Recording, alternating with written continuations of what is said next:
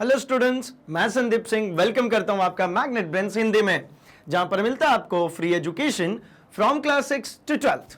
मतलब यहां पे कुछ चैप्टर्स देखने के बाद आपको किसी भी प्रकार का गोल्ड सब्सक्रिप्शन या प्रीमियम सब्सक्रिप्शन लेने की बिल्कुल भी जरूरत नहीं पड़ती, क्योंकि हम आपके लिए लेकर आते हैं क्वालिटी कंटेंट एक्सपीरियंस टीचर्स के साथ, वो भी फ्री ऑफ कॉस्ट। तो जैसा कि हम मिला करते हैं हमारे फिजिक्स सब्जेक्ट के साथ, जो हमारे विज्ञान का ही एक हिस्सा है, और हम डिस्कस कर रहे हैं अभी एनसीईआरटी एग्जाम्पलर के क्वेश्चन को। तो अभी इस सेशन में हम देख लेते हैं हमारे चैप्टर नंबर 13 विद्युत धारा के चुंबकीय प्रभाव के दीर्घ उत्तरीय प्रश्नों को। चूंकि आपको पता है ये सेशन बहुत ही ज्यादा इंपॉर्टेंट हो जाता है भाई, जब कभी हम बात करते हैं हमारे कॉम्पिटिटिव एग्जाम्स की। अगर हम एनटीएससी की तैयारी कर रहे हो या ओलंपियाड की, आईआईटी जेईई नीट फाउंडेशन की अगर हम तैयारी कर रहे हैं, तो ये सेगमेंट बहुत ज्यादा इंपॉर्टेंट है भाई, क्योंकि यहां पर हमें वो की कॉन्सेप्ट्स मिल जाते हैं जो फर्दर आगे आने वाली क्लासेस में हमारे लिए यूटिलाइजेशन देती है। मतलब एक बात समझ में आती है कि ये जो सेगमेंट होने वाला है वो बहुत इंपॉर्टेंट होने वाला है, बहुत इंटरेस्टिंग भी होने वाला है, क्योंकि अभी हमारे पास दीर्घ उत्तरीय प्रश्न, मतलब जहां पे मल्टीपल कॉन्सेप्ट्स एक साथ काम करेंगे, कई सारी चीजें एक साथ आएंगी और हम रिलेट करना सीखेंगे, चीजों को अप्लाई करना सीखेंगे। तो चलिए ना फटाफट से शुरू कर लेते हैं हमारे क्वेश्चंस को। तो हमारे पास जो दीर्घ उत्तरीय का क्वेश्चन है, क्वेश्चन नंबर 25। इसके पूर्व की अगर बात करें तो भाई फर्स्ट 12 क्वेश्चन हमारे एमसीक्यूज टाइप थे, जो कि हमने एमसीक्यूज वाले सीरीज में देखा। इसके बाद हमने देखा कि हमारे लघु उत्तरीय प्रश्न थे 13 to 24 एंड 25 ऑनवर्ड्स अब हमारे पास दीर्घ उत्तरीय प्रश्न है। तो चलिए रीड करते हैं एंड इस क्वेश्चन को सॉल्व करते हैं। क्वेश्चन कह रहे हैं कि उत्तर दक्षिण की ओर संकेत करने वाली चुंबकीय दिक्सूची जिसके समीप कोई चुंबक नहीं है के निकट कोई क्षण चुंबक अथवा धारावाही पौष ले जाने पर विक्षेपित क्यों हो जाती है? चुंबकीय क्षेत्र रेखाओं की परिकल्पना के कुछ प्रमुख लक्षणों का वर्णन कीजिए। यहां पर यह कहना चाह रहे हैं कि अगर मैंने ये है चुंबकीय दिक्सूची, चुंबकीय दिक्सूची का मतलब सिंपली समझिए, इसको हम कंपास भी कहते हैं। यह जनरली यूज किया जाता है नाइट के समय में या डे टाइम में भी कर सकते हैं, ऐसा नहीं है, बट जनरली इसका यूटिलाइजेशन जैसे हमारी जो मिलिट्री है, आर्मी है, या फिर नेविगेशन में जब इस्तेमाल करना होता है, जैसे मान लीजिए शिप्स जो चल रही हैं सीज में, उनको नेविगेशन की जब रिक्वायरमेंट होती है तो इसके जरिए नेविगेट करते हैं। क्या नेविगेट होता है भाई? तो हमें पता है कि चुंबक का एक गुण है जिसके कारण वो हमेशा उत्तर दक्षिण दिशा में ही रुकती है। इसका उपयोग करके हम किसी भी जगह पे खड़े होकर वहां पे उत्तर दक्षिण, उसके accordingly east and west calculate कर लेते हैं। ये उत्तर दक्षिण बताता है, ईस्ट वेस्ट हम खुद कैलकुलेट कर लेते हैं। तो ये जो दिक्सूची इसीलिए कह रहे कि ये दिशा की सूचना देने के लिए हम इसको प्रयोग में लाते हैं। अब यहां पे जो दिक्सूची है, इसके अंदर ये जो हिलता डुलता सा आपको ये जो दिख रहा है, ये चुंबक है। और चुंबक का मैंने गुण बताया कि अगर इसको फ्रीली आप सस्पेंड कर दें, फ्रीली आप अगर लटका दें, तो हमेशा उत्तर और दक्षिण दिशा में ही रुकता है भैया। अब अगर इसके बाजू में मैंने कई चीजें, क्या क्या, या तो मैं एक चुंबक रख दूं, तो मेरे यहां पे चुंबक रखने के कारण ही भी यह विक्षेपित होगी। अगर मैं यहां पे भाई एक धारावाही परिनालिका है जिसमें हाई एम्पियर की धारा प्रवाहित कर दूं, या फिर इसके पास में कोई ऐसी वृत्ताकार पाश रख दूं, वृत्ताकार पाश मतलब ऐसा गोल सा, इन सभी प्रकरणों में यह पता चल रहा है कि हम बाहर से एक चुंबकीय क्षेत्र उत्पन्न कर रहे हैं। इसका खुद का चुंबकीय क्षेत्र, हमने बाहर ये जो चुंबक रखे, ये धारावाही जितनी भी ये चुंबक है अल्टीमेटली, क्योंकि किसी भी कंडक्टर से अगर धारा प्रवाहित करते तो उसके चारों तरफ चुंबकीय क्षेत्र उत्पन्न होता है। और सीधी धारावाही हो या फिर आप ऐसा गोलाकार ऐसा रख ले, वृत्ताकार पाश रख ले, या फिर एक बार मैग्नेट रख ले, सभी कंडीशन में आप बाहर से एक चुंबकीय क्षेत्र उत्पन्न कर रहे हैं। और ये चुंबकीय क्षेत्र अंदर रखे जो चुंबक है, ये जो निडल है, इसको क्या करेगी भाई? विक्षेपित। तो यहां जो सवाल में हमसे पूछा गया है वो यही पूछा गया है कि जब उसके निकट कोई क्षण चुंबक अथवा धारावाही पौष ले जाते हैं तो विक्षेपित क्यों हो जाता है? चुंबकीय क्षेत्र रेखाओं की परिकल्पना के कुछ प्रमुख लक्षणों का वर्णन कीजिए। तो देखिए भाई, कंपास जो है वो पृथ्वी के चुंबकीय क्षेत्र के कारण चुंबकीय कंपास उत्तर दक्षिण दिशा को दिखाता है, जिसकी हम चर्चा कर रहे थे। जब क्षण चुंबक या धारा ले जाने वाले वलय को इसके पास लाया जाता है तो उत्तर दक्षिण दिशा का विक्षेपण दिखता है, क्योंकि चुंबकीय कंपास क्षण चुंबक के चुंबकीय क्षेत्र को दर्शाता है। मतलब यहां से क्या होता है, जो उत्तर दक्षिण में है वो विक्षेपित होती हुई हमको दिख जाती है। क्यों विक्षेपण हो रहा है? क्योंकि जब भी कोई भी धारावाही कंडक्टर होगा तो उसके चारों तरफ ऐसा चुंबकीय क्षेत्र उत्पन्न होगा।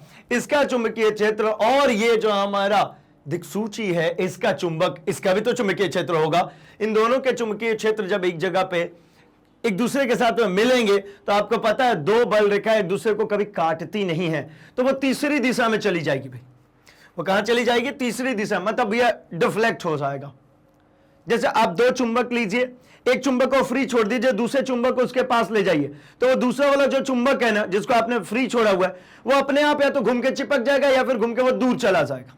मतलब वो अपने आप को एडजस्ट करता है। उसी एडजस्टमेंट के लिए ये क्या होती है, ये नीडल मैग्नेट जो है वो घूम रही होती है। अब बात कर रहे हैं कि जो चुंबकीय क्षेत्र रेखाएं होती हैं उनके बारे में पूछ रहे हैं कि चुंबकीय क्षेत्र रेखाओं के बारे में डिस्कस कीजिए। तो देखिए हमारे पास जो अगर एक स्थित जो चुंबक है साउथ और नॉर्थ पोल अगर इसके पास में है ये, तो हमेशा ही नॉर्थ पोल से फील्ड लाइंस निकलती है और साउथ पोल पे जाकर के टर्मिनेट हो जाती है। क्या हो रही है भाई? तो यहां से नॉर्थ पोल से ये फील्ड लाइंस निकल रही हैं और साउथ पोल पे आकर टर्मिनेट हो रही हैं। And inside of the magnet देखिए तो ये हमेशा साउथ से चली और नॉर्थ पे जाकर के मिलती है। मतलब ये क्लोज लूप बना रही है, नॉर्थ से निकल रही है साउथ में आकर के मिल रही है। ठीक है, और एक चीज समझ में आती है कि भैया ये जितनी फील्ड लाइन से नॉर्थ साइड से निकल रही है और साउथ साइड से आकर के इसमें टर्मिनेट हो रही है। यानी outside of the magnet north से साउथ है फील्ड लाइंस और इनसाइड ऑफ मैग्नेट साउथ से नॉर्थ है। बाहर बाहर नॉर्थ से साउथ और अंदर की तरफ साउथ से नॉर्थ है चुंबकीय क्षेत्र रेखाओं की दिशा। इसकी और प्रॉपर्टीज की बात करें तो और प्रॉपर्टीज ये है कि कोई भी दो फील्ड लाइन एक दूसरे को इंटरसेक्ट नहीं करती, काटती नहीं है। ऐसी कोई फील्ड लाइन नहीं आएगी कि एक ऐसी फील्ड लाइन आए और ऐसी चली जाए, यह संभव नहीं है। ये फील्ड लाइन कभी एक दूसरे को काटेंगे नहीं, किसी भी जगह पे ये प्रतिच्छेदित नहीं करती है। ये जो ध्रुव है साउथ और नॉर्थ पोल, ये दोनों ध्रुवों के पास में इन फील्ड रेखाओं की संख्या ज्यादा होती है और जैसे ही यहां पे पहुंचेंगे इसके परपेंडिकुलर बाइसेक्टर पे, यहां पे इन फील्ड रेखाओं की संख्या में कमी आ जाती है। यहां पे कम दूरी में देखिए ज्यादा फील्ड लाइंस है, यहां पे दूर दूर है फील्ड लाइंस। जहां पर इनकी घनत्व ज्यादा होगी वहां पर तीव्रता चुंबक की प्रबलता भी ज्यादा होगी और जहां पर ये दूर होंगे वहां पर इनकी प्रबलता भी कम हो जाएगी। ठीक है भाई, आइए जरा इसकी प्रॉपर्टीज के बारे में बात कर ली जाए। तो इसकी जो प्रॉपर्टी है उनको इन लाइनों के जरिए जरा हम समझ लेते हैं। तो ये जो हमने लाइनें जो ड्रॉ करी हैं उसके लिए यहां पर एक इमेज भी गिवन है भाई, जरा इसके जरिए देखें तो सबसे फर्स्ट तो समझ में आती है कि चुंबकीय क्षेत्र रेखाएं उत्तरी ध्रुव से निकलकर दक्षिणी ध्रुव में समाहित हो जाती है। ये चर्चा कर भी रहे, उत्तरी ध्रुव से निकल रही है और दक्षिणी ध्रुव में जाकर के टर्मिनेट हो गई, खत्म हो गई। अगला, चुंबक के अंदर चुंबकीय क्षेत्र की दिशा इसके दक्षिणी ध्रुव से उत्तरी ध्रुव की ओर होती है। इनसाइड जो फील्ड लाइंस होती हैं वो इनसाइड फील्ड लाइंस हमेशा ही इनसाइड अंदर साउथ से नॉर्थ की तरफ होती है। ठीक है ना, उत्तरी ध्रुव से दक्षिणी ध्रुव की तरफ, ठीक है, उत्तरी ध्रुव से दक्षिणी ध्रुव की तरफ बाहर बाहर दिख रही हैं और दक्षिणी ध्रुव से उत्तरी ध्रुव की तरफ अंदर की तरफ हो जाती है।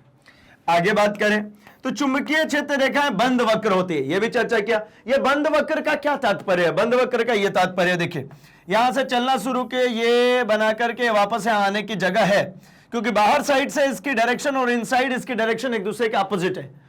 खुला वक्र क्या होता है? जैसे मान लीजिए यहां पर Q पॉजिटिव आवेश होता और यहां पर एक Q नेगेटिव आवेश होता, तो इन आवेशों द्वारा जो विद्युत क्षेत्र रेखाएं बना जाती हैं वो ओपन होती है। ये यहां से गए, ये गए, ये गए, ये सिर्फ गए, थोड़ा सा ज्यादा ही वो हो गया। ये देखिए ये क्या है भाई, ये सिर्फ जाने का रास्ता, वापस आने का एरो दिख रहा है क्या आपको? नहीं, ये जो चुंबकीय क्षेत्र रेखा है उसको समझा ही जाता है कि एकांक नॉर्थ पोल, ध्यान से सुनेंगे, एकांक नॉर्थ पोल से चलकर जिस रास्ते के जरिए साउथ पोल तक आता है उसी वक्र को हम कहते हैं चुंबकीय बल रेखाएं। जबकि हम विद्युत बल रेखाओं की बात करते हैं तो इसको समझा जाता है कि वह रास्ता जिस पे पॉजिटिव चार्ज चल करके इस नेगेटिव एकांक चार्ज के पास में पहुंचता है। लेकिन कहीं पर यह बात नहीं है कि नेगेटिव भी चल के इस पॉजिटिव पाएगा। अर्थात एक बात समझ में आती है कि ये पॉजिटिव से नेगेटिव जाने का तो रास्ता है, नेगेटिव से पॉजिटिव आने का कोई रास्ता नहीं है। तो हमेशा यहां से यहां की तरफ, मतलब पॉजिटिव से नेगेटिव की तरफ ही जाएगा। तो इसको कहते हैं हम खुला कर, इसको क्या कहते हैं खुला कर, इसको कहते हैं बंद कर, क्योंकि ये चारों तरफ से पैक हो रहा है, वापस जाने का भी रास्ता है, इसलिए इसको कह रहे हैं चुंबकीय क्षेत्र रेखाएं जो होती हैं वो बंद वक्र होती हैं। अगला पॉइंट, जहां चुंबकीय क्षेत्र रेखाएं घनी होती है वहां चुंबकीय क्षेत्र मजबूत होता है। हमने ये भी डिस्कस किया, यहां पर चुंबकीय क्षेत्र रेखाओं का घनत्व जो है वो ज्यादा है, यहां पे चुंबकीय क्षेत्र रेखाओं का घनत्व ज्यादा है, यहां पे चुंबकीय क्षेत्र रेखाओं का घनत्व कम है। तो जहां ये घनी है वहां पर प्रबलता ज्यादा हो गई, जहां पर ये रेयर हैं, दूर दूर हैं, विरल हैं, वहां पर इनकी प्रबलता कम होगी। दो चुंबकीय क्षेत्र रेखाएं कभी भी एक दूसरे को प्रतिच्छेदित नहीं करती। यह भी हमने डिस्कस किया कि भैया कभी भी एक ऐसी रेखा कैसे नहीं काट देगी, कभी भी दो क्षेत्र रेखा एक दूसरे को प्रतिच्छेदित नहीं करती, क्योंकि एक ही पॉइंट पे दो फील्ड लाइंस, मतलब दो डायरेक्शन में बल नहीं मिल सकता। एक ही चुंबक से एक ही बिंदु पर दो डायरेक्शन में बल नहीं मिल सकता, इसीलिए कहते कभी एक दूसरे को प्रतिच्छेदित नहीं करती है। ठीक है भाई, चाहे तो आप इसकी प्रॉपर्टीज के लिए इसका स्क्रीनशॉट रख सकते हैं। अब देखते हैं हम अपने क्वेश्चन नंबर 26 को। 26 क्वेश्चन कह रहे हैं कि नामांकित परिपथ आरेख की सहायता से सीधे लंबे धारावाही चालक तार के चारों ओर चुंबकीय क्षेत्र रेखाओं के पैटर्न की व्याख्या कीजिए। किसी धारावाही चालक से संबद्ध चुंबकीय क्षेत्र की दिशा ज्ञात करने में दक्षिण हस्त अंगुष्ठ नियम किस प्रकार से उपयोगी है। देखिए, जैसे कि हमने कमिटमेंट किया था आपके साथ में कि भैया जो लॉन्ग आंसर टाइप क्वेश्चंस होते हैं उसमें मल्टीपल क्वेश्चंस होते हैं। बस लॉन्ग का मतलब ऐसा थोड़ी वही वाला टॉपिक खींच करके ऐसा लंबा कर देंगे। भाई मल्टीपल चॉइस क्वेश्चन है तो वहां पे सिंगल कॉन्सेप्ट आंसर मिलते हैं। जब हमने शॉर्ट आंसर की बात करी वहां पर भी सिंगल कॉन्सेप्ट है, लेकिन उनको इलेबोरेट करना था। जब यहां पे बात करते हैं लॉन्ग आंसर टाइप तो यहां पे मल्टीपल कॉन्सेप्ट्स यूज हो जाएंगे, मल्टीपल पैटर्न्स यूज हो जाएंगे। बस तो यहां पे मल्टीपल के बेसिस पर क्या आया भाई, तो एक चीज तो यह आ गया कि नामांकित आरेख खींचनी है जहां पे सीधे धारावाही चालक के तार के चारों ओर चुंबकीय क्षेत्र रेखाओं का पैटर्न बताना है, और दूसरा आ गया यहां पे कि भाई दाहिने हाथ के अंगूठे का नियम बताइए। हो गया लॉन्ग आंसर टाइप, दो छोटे छोटे क्वेश्चन। तो देखिए यह लंबी धारावाही चालक है, एक लंबी धारावाही चालक, यह लंबी धारावाही चालक है जिसके चारों ओर ये रही चुंबकीय क्षेत्र रेखाएं, ये सभी चुंबकीय क्षेत्र रेखाएं हैं। अगर मैं इस बिंदु की वजह से, मतलब एक छोटी सी लेंथ की वजह से, इतनी दूरी की वजह से मानूं तो ये सभी संकेंद्रीय वृत्त होंगी। ये सभी संकेंद्रीय वृत्त किसको डिनोट कर रही है भाई, तो ये सभी चुंबकीय क्षेत्र की रेखाओं को डिनोट कर रही है। जहां पर अगर विद्युत धारा की ये दिशा है तो दाहिने हाथ के अंगूठे के नियम के अनुसार अंगूठा हमेशा विद्युत धारा की दिशा को बताता है। अंगूठा विद्युत धारा की दिशा में रखिए, ये जो उंगलियों का घुमाव है, ये उंगलियों का जो घुमाव है, ये घुमाव बताता है चुंबकीय क्षेत्र की दिशा को। मतलब धारा ऊपर की तरफ हो तो ये चुंबकीय क्षेत्र रेखाओं की दिशा जो है, ये जो दिख रही है ये वामावर्त है, वामावर्त दिशा में होंगी। अब वामावर्त दिशा का मतलब क्या होता है भाई, इसका मतलब समझ में आता है कि ये है हमारी एंटी क्लॉकवाइज, घड़ी जैसी चलती है उसके विपरीत दिशा में। वहीं पर इसको हम पलट दें, अगर ये हो गई हमारी वही वायर और इसमें करंट की दिशा नीचे की तरफ है, तो बनेंगे तो ऐसे ही सर्कुलर चुंबकीय क्षेत्र रेखाएं। किंतु यहां पे अंगूठा नीचे आ गया तो ये देखिए ये किधर निकल रही है, ये बाहर की तरफ, तो मतलब इनका जो दिशा हो जाएगा वो ऐसा हो जाएगा। और एक बात समझ में और आती है कि अगर कहीं पे फील्ड इनसाइड होता है तो उसको क्रॉस से डिनोट करते हैं, और जहां पे फील्ड आउटसाइड होता है उसको डॉट से डिनोट करते हैं। यहां से अंदर जा रही है तो यहां से बाहर भी तो आएगी। ठीक उसी प्रकार अगर हम यहां पे बात कर रहे हैं तो यहां से अगर बाहर आ रही है तो ये लेफ्ट हैंड साइड से अंदर जाए, ऐसा ही गोल घूमेगा ना। ये गोल घूमना, अगर यहां पे बात करूं तो क्रॉस यहां पर है और डॉट इधर साइड में मिल गया, और ये घूम किधर रही है, तो ये घूम रही है दक्षिणावर्त दिशा में। ये हमारी है दक्षिणावर्त दिशा। अब दक्षिणावर्त दिशा का मतलब होता है भाई क्लॉकवाइज, मतलब घड़ी के दिशा के अनुदिश। जैसे घड़ी चलती है ऐसी चलती है ना, तो ये घड़ी के दिशा के अनुदिश, इसमें अंगुष्ठ नियम का ही प्रयोग हुआ। अंगूठा जो है वो विद्युत धारा की दिशा को बता रहा है, तो जो उंगलियों का घुमाव है वो चुंबकीय क्षेत्र की दिशा को बताता है। आइए चलिए जरा इसके आंसर पे हम पहुंचते हैं। तो भाई ये रहा एक लंबी धारावाही चालक। अब इसमें अगर आप ऐसा एंगल पे लीजिए या परपेंडिकुलर लीजिए, ये रहा एक प्लेन, इस प्लेन में ये जो संकेंद्रीय वृत्त दिख रही है, यही संकेंद्रीय वृत्त यहां पे प्रदर्शित कर रही है चुंबकीय क्षेत्र रेखाओं की दिशा को। वो चाहे यहां पर की बात करें या दोनों में, दूसरे वाले में बात करें। ये जो रेड कलर से आपको दोनों तरफ दिख रहा है, जिसके अनुदिश या अंगूठा रखा हुआ है, यहां पे अंगूठा रखा हुआ है, ये है हमारी विद्युत धारा की दिशा। तो ये है उंगलियों का घुमाव, ये है उंगलियों का घुमाव, ये घुमाव यहां पर देखेंगे तो ये रहा उंगलियों का घुमाव। ये उंगलियों का घुमाव क्या बता रहा है? ये बता रहा है मैग्नेटिक फील्ड को, चुंबकीय क्षेत्र की दिशा को। ठीक है, आइए जरा हम एक बार आंसर रीड कर लेते भाई। तो आंसर है कि एक सीधी धारा चालक के माध्यम से धारा और चुंबकीय क्षेत्र के दिशा का निरूपण, मतलब दिशा का निरूपण दिया जाता है भाई। कैसे? दक्षिण हस्त अंगुष्ठ नियम बताता है कि जब एक विद्युत धारा एक सीधे तार से गुजरती है तो दाहिने हाथ के अंगूठे के साथ ऊपर की ओर होती है और उंगलियां तार को पकड़ती हैं, तो जिस चालक के चारों ओर सकेंद्रित क्षेत्र रेखाएं दिखाई देती है तो अंगूठा इंगित करता है अंदर की तरफ। पारंपरिक धारा की दिशा वह सकारात्मक से नकारात्मक तक है, मतलब पॉजिटिव से नेगेटिव तक होती है। इसके अलावा उंगलियां चुंबकीय क्षेत्र की दिशा को इंगित करती है। कुल मिलाकर ये कहना चाह रहे कि अंगूठा जो है ना, ये दिखा रहा है भाई विद्युत धारा की दिशा को। चाहे अब एक कंडीशन ले ली कि भैया ऊपर की तरफ जब धारा प्रवाहित हो रही है तो उंगलियां जो है उनका घुमाव जो यहां पर दिखा रहा है वो उसके लंबवत है और वो दिखा रहा है विद्युत क्षेत्र की, चुंबकीय क्षेत्र की दिशा को। हम दक्षिण हस्त अंगुष्ठ नियम का उपयोग करके धारावाही चालक के तार के चारों ओर से जुड़े चुंबकीय क्षेत्र की दिशा को प्राप्त कर सकते हैं। इसके जरिए हम चुंबकीय क्षेत्र की दिशा को प्राप्त कर पा रहे हैं भाई।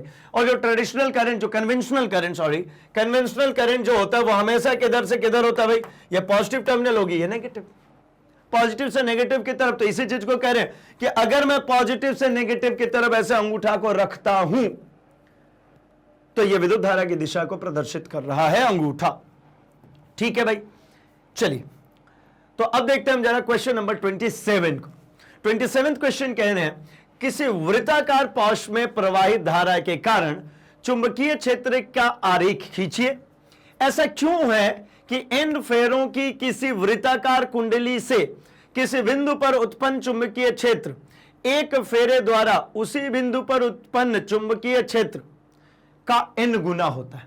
मतलब एक बात समझ में आती है, ऐसा सिंपली कहना चाह रहे हैं कि अगर एक फेरा है तो इसके द्वारा, चलिए पूरा गोल ना बनाते हो, मैं ऐसा बना दूं, इसके द्वारा एक बिंदु है, मान लीजिए ये पॉइंट है P, यहां पर जो चुंबकीय क्षेत्र की तीव्रता मुझे मिलेगी अगर मैंने इसमें फेरों की संख्या बढ़ा दी, ऐसा यहां पर मैं फेरों की संख्या बढ़ा दे रहा हूं, ये बढ़ गई फेरों की संख्या, तो इसी P पॉइंट पर चुंबकीय क्षेत्र की जो तीव्रता है ये क्यों बढ़ जाती है भाई? n टाइम्स हो जाती है, मतलब बढ़ जाती है। तो एक बात इसके लिए समझाऊं मैं आपको, तो एक बात को समझेंगे कि अगर परिनालिका जहां पे हमने डिस्कस किया था वहां पे हमने बात करी थी कि जितनी ज्यादा यहां पर कुंडली होगी, कुंडली में फेरों की संख्या जितनी ज्यादा होगी चुंबकीय क्षेत्र की तीव्रता उतनी बढ़ती जाएगी। इसकी चुंबकीय क्षेत्र की तीव्रता कम, नीचे वाले की चुंबकीय क्षेत्र की तीव्रता ज्यादा। क्यों? क्योंकि कुंडली ज्यादा हो गई। अच्छा, इससे फर्क क्या पड़ता है? तो एक बात समझिए, ये सब कुछ जितने भी पैटर्न्स चल रहे थे, जो कुछ भी हो रहा था, वो आवेशों की संख्या पर निर्भर करता है। आवेशों की संख्या से क्या तात्पर्य भाई? इसमें प्रवाहित विद्युत धारा पर निर्भर करता है। और विद्युत धारा किस पर निर्भर करती है भाई? आवेशों की संख्या पे।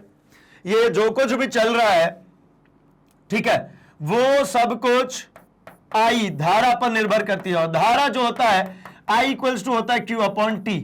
अब Q जो है ये है आवेश, ये आवेश किस पर निर्भर करेगा भाई? तो लंबाई पर, चालक के लंबाई पर।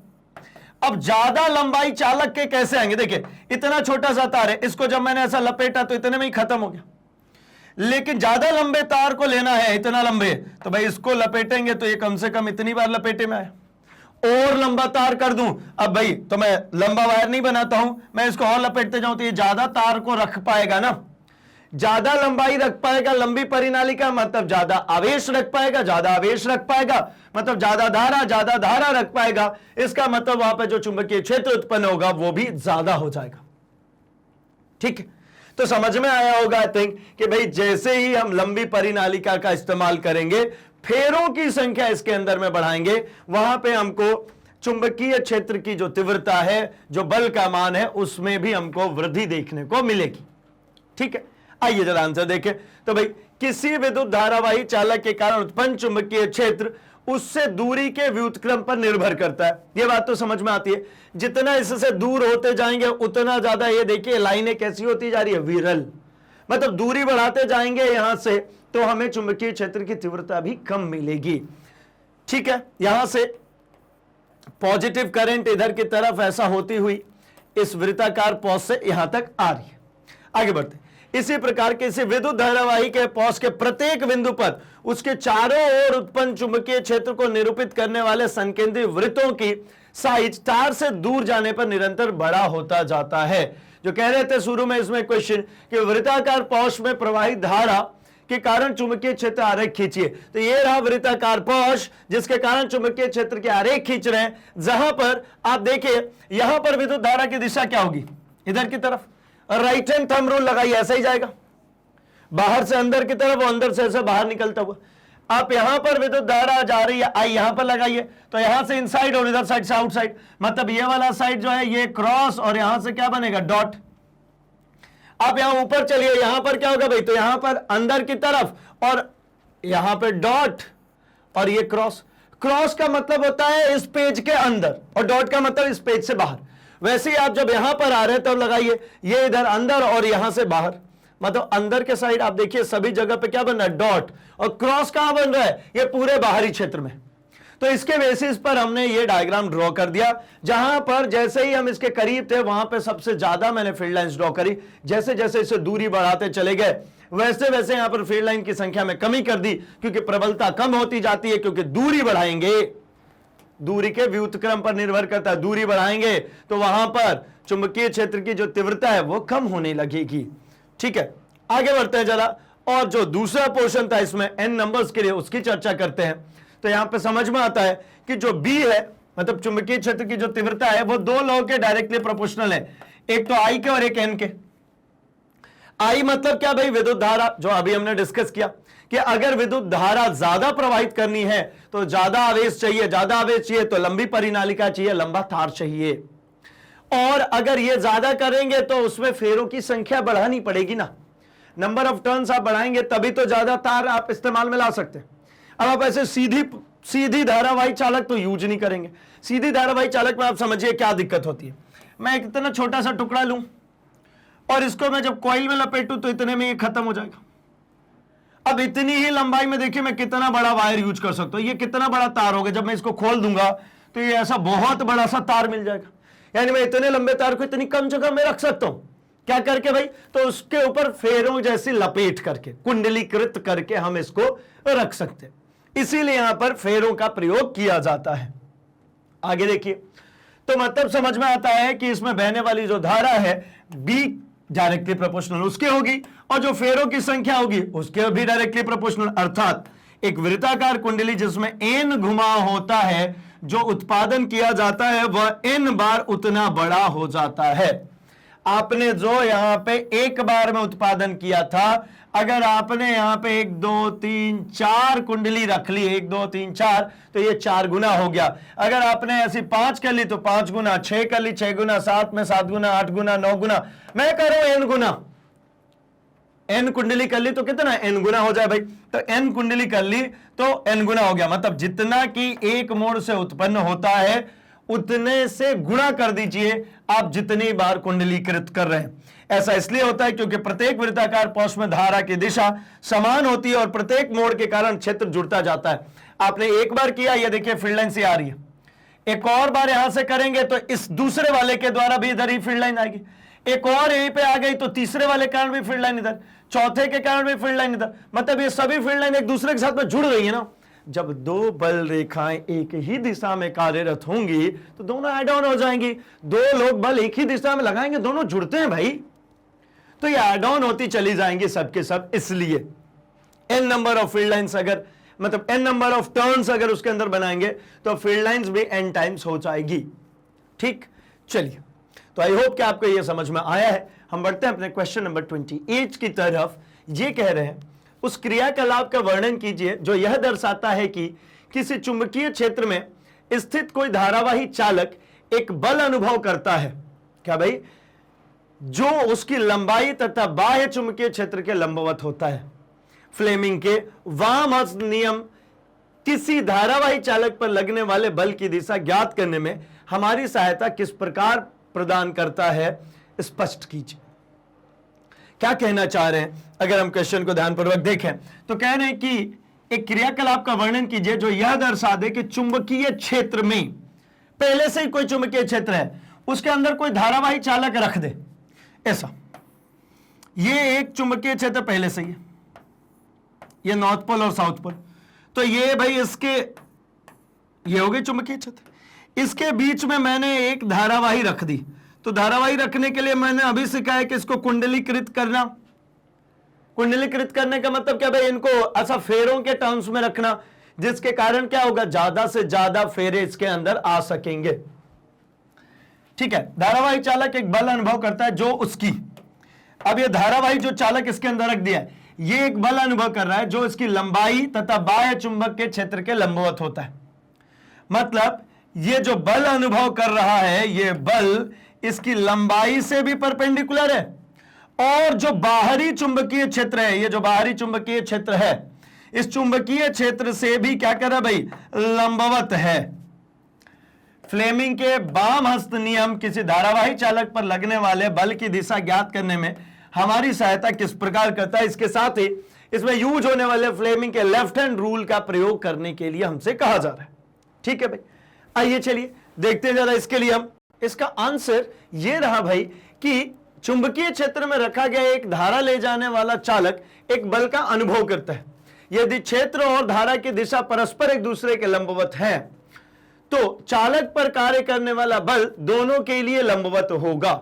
क्या कहना चाह रहे हैं? तो यहां पे अगर आप देख पा रहे हो तो यहां पे एक चुंबक है, ये इसका नॉर्थ पोल और ये इसका साउथ पोल, तो यहां से यहां तक ये चुंबकीय क्षेत्र चल करके जा रही है भाई।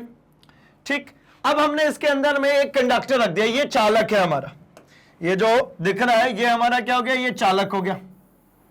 और इस चालक में जो धारा की दिशा है वो इधर की तरफ है, इधर की तरफ धारा बह रही है।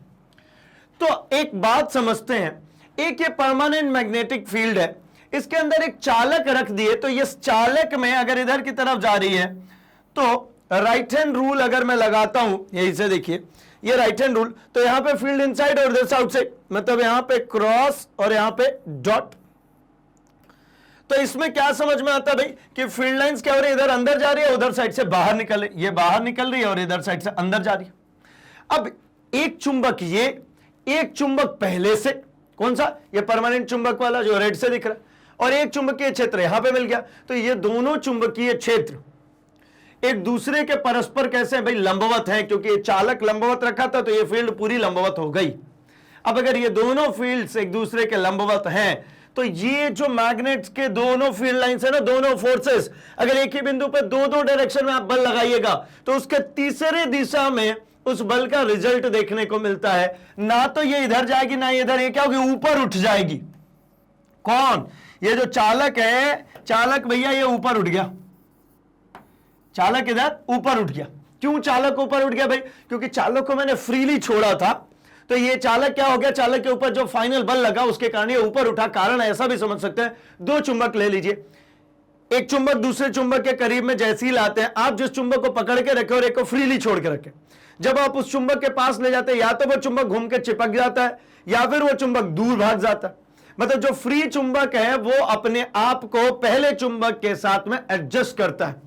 एडजस्ट क्या करेगा, जो ये फोर्स लगा रहा है और जो पहला चुंबक दूसरे पे फोर्स लगा रहा है, ये दोनों फोर्सेस एक दूसरे को बैलेंस करने के लिए दूसरे चुंबक को वो घुमाएगा, आकर्षित करेगा या फिर प्रतिकर्षित कर देगा। इसी सिलसिले में यहां पर भी इसका एक चुंबक मेरे धारावाही का, दोनों चुंबक की जो बल की दिशा हुई वो ऊपर की तरफ हो गई। इसी बात को निर्धारित करने के लिए एक एक्सपेरिमेंट भी करेंगे, जैसा उनमें कहा था कि क्रियाकलाप बताइए कैसे इसको निर्धारित करिएगा, तो इसकी भी हम चर्चा करेंगे। अभी अगर यहां पर देखें तो समझ में आ रहा है कि चुंबकीय क्षेत्र में रखा धारा ले जाने वाला चालक एक बल का अनुभव करता है। यदि क्षेत्र और धारा की दिशा परस्पर एक दूसरे के लंबवत है तो चालक पर कार्य करने वाला बल भी दोनों के लिए लंबवत होगा। यह फ्लेमिंग के वाम हस्त नियम का उपयोग करके निर्धारित किया जा सकता है। फ्लेमिंग्स लेफ्ट हैंड रूल के जरिए इसको हम एक्सप्लेन कर सकते हैं कि जब धारा चालक में प्रवाहित होती है तो यह विस्थापित हो जाता है, जो चालक पर बल के अस्तित्व का पुष्टि करता है। क्या कहना चाह रहे हैं कि जैसे ही इस अरेंजमेंट को, मतलब एक परमानेंट मैग्नेटिक फील्ड में कंडक्टर को रख दिया और जैसे ही कंडक्टर में से धारा प्रवाहित करते हैं ये कंडक्टर विस्थापित हो गया। इसका विस्थापन इस बात की पुष्टि करता है कि भाई इस धारावाही में भी चुंबकीय गुण आ गया, जिस चुंबकीय गुण के कारण ये ऊपर की तरफ विस्थापित हो गया है। इसके लिए क्या लगता है भाई, तो लेफ्ट हैंड रूल। ये रहा लेफ्ट हैंड रूल। देखिए क्या कहते हैं भाई, अंगूठा जो है ये बल की दिशा को दर्शाता है, जो तर्जनी है ये मैग्नेटिक फील्ड को, तो जो मध्यमा होगी वो करंट को दर्शाती है। यहां पे जो अंगूठा दिख रहा है ये फोर्स को डिनोट करता है, जो तर्जनी है ये मैग्नेटिक फील्ड को, और जो मध्यमा है ये करंट को। इसको हमने याद करने का भी एक तरीका बनाया था, father mother child. Father F for force, force father इसलिए कहते भाई एफ याद रहे, फोर्स है। M for magnetic field, M for magnetic field, and C for current. मतलब ये हो गया हमारा बल, ये हो जाएगा हमारा चुंबकीय क्षेत्र या चुंबकीय क्षेत्र, एंड ये हो जाएगी हमारी विद्युत धारा। ठीक है, ये तीन चीजें यहां पर इस्तेमाल लाई जाती हैं और ये तीनों एक तीसरे कैसे होती है, परपेंडिकुलर। ये हमारी इन तीनों उंगलियों के माध्यम से इंडिकेट हो जाती। यही हमारे फ्लेमिंग के बाएं हाथ का नियम था कि इस नियम के अनुसार आप बाएं हाथ की तर्जनी, मध्यमा तथा अंगूठे को इस प्रकार फैलाइए कि तीनों एक दूसरे के परस्पर लंबवत हो जाएं। जब ये परस्पर लंबवत हो जाएंगे तब यदि तर्जनी चुंबकीय क्षेत्र की दिशा और मध्यमा चालक में प्रवाहित विद्युत धारा की दिशा की ओर संकेत करती है तो अंगूठा चालक की गति अथवा चालक पर आरोपित बल की दिशा को संकेत करेगा। यहां पर अगर देखें तो ये जो डायरेक्शन ऑफ फोर्स है, जो बल है, जो अंगूठा है, या तो इसकी गति को या फिर इस पर जो बल यह अनुभव कर रहा होगा उसको निर्देशित करेगा। भाई इसके लिए एक एक्सपेरिमेंट है, उस एक्सपेरिमेंट को समझते हैं। एक हमने नाल चुंबक ले लिया, ये ऐसा जो दिख रहा है ये ऐसा एक नाल चुंबक है। ठीक है, नाल चुंबक क्यों कहते हैं, क्योंकि घोड़े की नाल जैसी होती है, जैसे घोड़े के खुर में जो नाल ठोकते हैं वैसे ही ये दिख रहा है, ये नाल चुंबक। इसका ये साउथ पोल हो गया और ये नॉर्थ पोल। इसके बीचों बीच एक मैंने ये चालक रॉड को रख दिया। ये क्या है, एक चालक रॉड। इस रॉड को हमने एक स्टैंड पे लटकाया हुआ है, और कैसे कि वो फ्रीली सस्पेंडेड हो, मतलब ऐसा ऐसा ये जो रॉड है ना, ऐसा ऐसा ऐसा ये झूम सकता है। ठीक, क्या किया तो एक बैटरी के पॉजिटिव टर्मिनल से ले जाकर के, ये देखिए पॉजिटिव टर्मिनल से इसको लेकर के गए, लपेट करके इसको यहां पर इस कंडक्टर जो ए बी जो कंडक्टर उसको दे दिया। अब इसमें से धारा प्रवाहित हो रही है, दूसरा सिरा ऐसे हमने कनेक्ट करके और यहां पे ले आकर के नेगेटिव से कनेक्ट कर दिया। यहां पे एक स्विच लगा दिया, ये देखिए कुछ इस प्रकार से। यहां पे विद्युत धारा कैसे प्रवाहित होगी, तो इस रॉड के जरिए। यहां पे एक चुंबकीय क्षेत्र ऑलरेडी अवेलेबल है जो नॉर्थ से साउथ की तरफ ये चल रहा है। अब आप अगर ध्यानपूर्वक देख पा रहे होंगे तो यहां पर एक चुंबकीय क्षेत्र है, और ये अगर एक धारावाही इसके बीच में लटकाया गया है तो इस पर भी चुंबकीय क्षेत्र होगा। चूंकि ये पूरा डायग्राम 3D में है तो कुछ इस प्रकार से पूरा डायग्राम है, ये एक दूसरे के ऐसे परपेंडिकुलर है। ठीक है, लेकिन 3D डायग्राम है तो थोड़ा सा तिरछा करके बनाना पड़ेगा इसमें।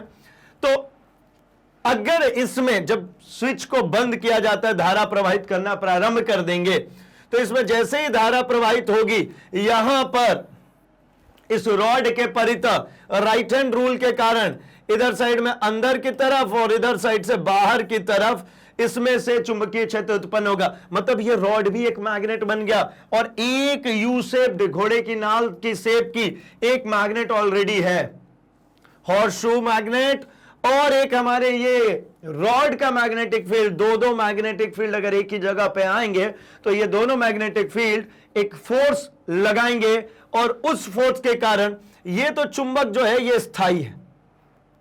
चुंबक कैसा है भाई? ये स्थायी है। स्थायी का मतलब इसको कहीं हिलाया डुलाया नहीं जा सकता।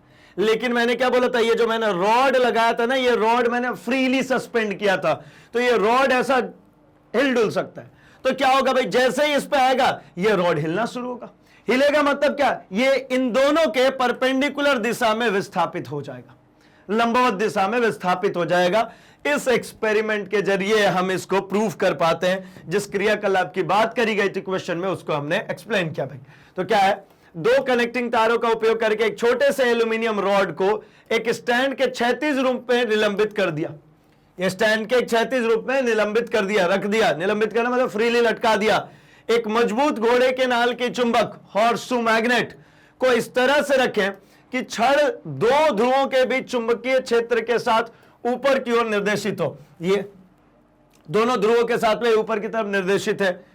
इसके लिए चुंबक के उत्तरी ध्रुव को नीचे और दक्षिणी ध्रुव को एल्यूमिनियम रॉड के ऊपर, ये ऐसा, एक को ऊपर और एक को नीचे, मैंने बोला ऐसा, इस तरीके से रखे। और ये क्षैतिज रखा हुआ है चुंबक ऐसा।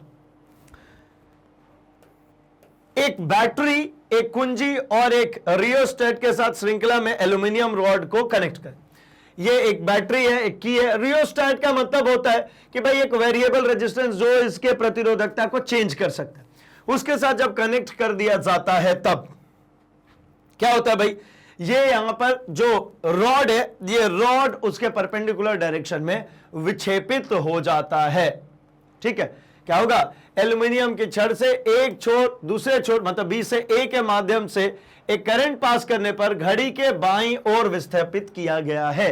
घड़ी के बाएं ओर मतलब क्या भाई, ये अपोजिट डायरेक्शन में एंटी क्लॉकवाइज विक्षेपित हो जाती है। जब छड़ के माध्यम से धारा प्रवाहित करने की दिशा को पलट देंगे तो ये क्लॉकवाइज हो जाएगी। मतलब अभी जो चीजें मुझे देखने को मिल रहा है कि यहां पे ये एंटी क्लॉकवाइज डायरेक्शन में चल रही है। ठीक है, अगर ये एंटी क्लॉकवाइज डायरेक्शन में ऐसा विक्षेपित हो रही है, धारा की दिशा बदल देंगे तो ये क्लॉकवाइज हो जाएगी। मतलब धारा की दिशा बदलने के कारण क्या होगा, तो ये जो रॉड है जिसमें अभी चुंबकीय क्षेत्र इधर की तरफ है, तो मैं राइट हैंड थंब रूल लगा करके कहता हूं इधर अंदर और इधर में डॉट मतलब इधर बाहर आ रही है। अगर धारा की दिशा ऐसी हो गई, धारा की दिशा मैंने बदल दी, तो भैया अब क्या होगा, तो यहां पे इधर अंदर और यहां से बाहर, मतलब यहां क्रॉस हो जाएगा और इधर डॉट। मतलब क्या होगा, इस छड़ के जो विस्थापन है वो भी उत्क्रमित हो जाएगी, इस छड़ के विस्थापन की दिशा भी परिवर्तित हो जाएगी, बदल जाएगी। ठीक है भाई, आई होप कि इसका भी आंसर आपको समझ में आ चुका है। अब हम बढ़ते हैं अपने अगली क्वेश्चन नंबर 29 पे। अब यहां पे हमसे डिस्कस किया जा रहा है कि किसी सरल विद्युत मोटर का नामांकित परिपथ आरेख, इसकी कार्यविधि स्पष्ट कीजिए। सरल विद्युत मोटर व्यापारिक मोटरों से किस प्रकार भिन्न होता है? देखिए, सरल विद्युत मोटर और जो व्यापारिक विद्युत मोटर होता है, इनमें एक भिन्नता है। ये दोनों अलग अलग तरीके से बनाए जाते हैं। कारण क्या होता है भाई, कि जो सरल विद्युत मोटर होता है नॉर्मल यूजेस के लिए बनाया जाता है, जो जैसे हमारा कंप्यूटर में जो लगा हुआ मोटर है या फिर हमारे सीडी ड्राइव में जो मोटर लगी हुई है, ये सब छोटे मोटर्स बनाए जाते हैं। ठीक है, जब कभी हम बनाते हैं भाई कैसा व्यापारीकरण, मतलब ऐसा समझ लीजिए जो बड़े मोटर्स, जो जैसे मान लीजिए रेलवे इंजन को चलाना है भाई, उसके लिए मोटर लगा होगा, क्योंकि इलेक्ट्रिसिटी से चलता है तो मोटर लगाना ही पड़ेगा। कोई ऐसी चीज, कोई बड़ी मशीनरी चलानी है, उसके लिए जो मोटर लगाया जाता है वो अलग क्या है, वो किस तरीके से बनाया जाता है। तो एक छोटी सी बात में मैं यहां से बताते चलूं, आगे भी डिस्कस करेंगे। यहां पे आपको दिख रहा है ये जो सिंपल मोटर होता है, उसमें दोनों तरफ हेवी मैग्नेट, जो स्थायी चुंबक होती है, उसको यूज किया जाता है। बीच में घूमने वाले को आर्मेचर के साथ में कनेक्ट किया जाता है। यह आर्मेचर मतलब क्या है, इसमें कॉपर के वायर्स लपेटे जाते हैं। जबकि जब हम व्यापारिक मोटरों की बात करते हैं तो ये जो दोनों तरफ स्थायी चुंबक को इस्तेमाल में लाया जा रहा था, उसकी जगह पे विद्युत चुंबक इस्तेमाल में लाते हैं। ये बाहर साइड में विद्युत चुंबक ले आते हैं, और जो घूमने वाला एलिमेंट है, जो आर्मेचर जिसको हम घुमा रहे हैं यहां पे, वहां पे जो घूमने वाला एलिमेंट होगा वो मैग्नेटिक रखते हैं, वो परमानेंट मैग्नेट रखते हैं। ठीक है, उसका क्या कारण है, किस प्रकार से, आइए चलिए हम इस आंसर में देखते हैं। तो पहले तो इसका एक नामांकित परिपथ आरेख खींचना था। ये रहा वो नामांकित परिपथ आरेख, जिसमें क्या किया हो भाई, तो ये हो गया मेरा एक नॉर्थ पोल, इधर साइड में मैंने बना लिया एक साउथ पोल, ये हमारा एक नॉर्थ पोल है, और एक हमारा क्या हो गया भाई, एक हो गया हमारा साउथ पोल। इसके बीच में हमने एक रखा है क्या, आर्मेचर। ये हमारा armature A B C D.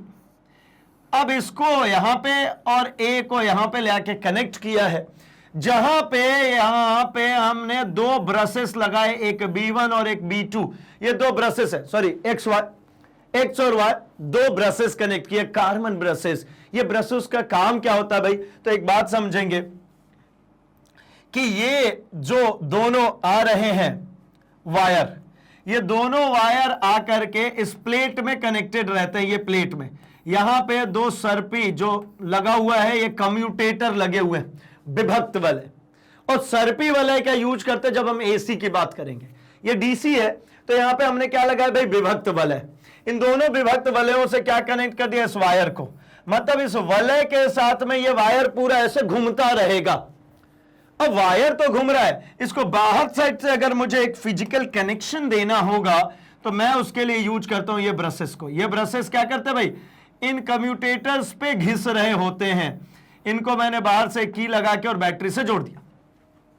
जब कभी मैं इसके अंदर में विद्युत धारा प्रवाहित करूंगा, तो धारा की दिशा ऐसी होगी, जिसके कारण यहां पर मुझे देखने को मिलेगा इसमें घुमाव। ये घुमाव किस प्रकार से होगा, उसके बारे में हम बात करते हैं कार्यविधि में। सबसे फर्स्ट तो आपको ये समझ में आएगा कि इसमें कुछ पार्ट्स हैं। वो पार्ट्स क्या भाई, तो यहां पर सबसे पहले तो NS एक चुंबक, कैसा चुंबक, एक स्थायी चुंबक हो गया।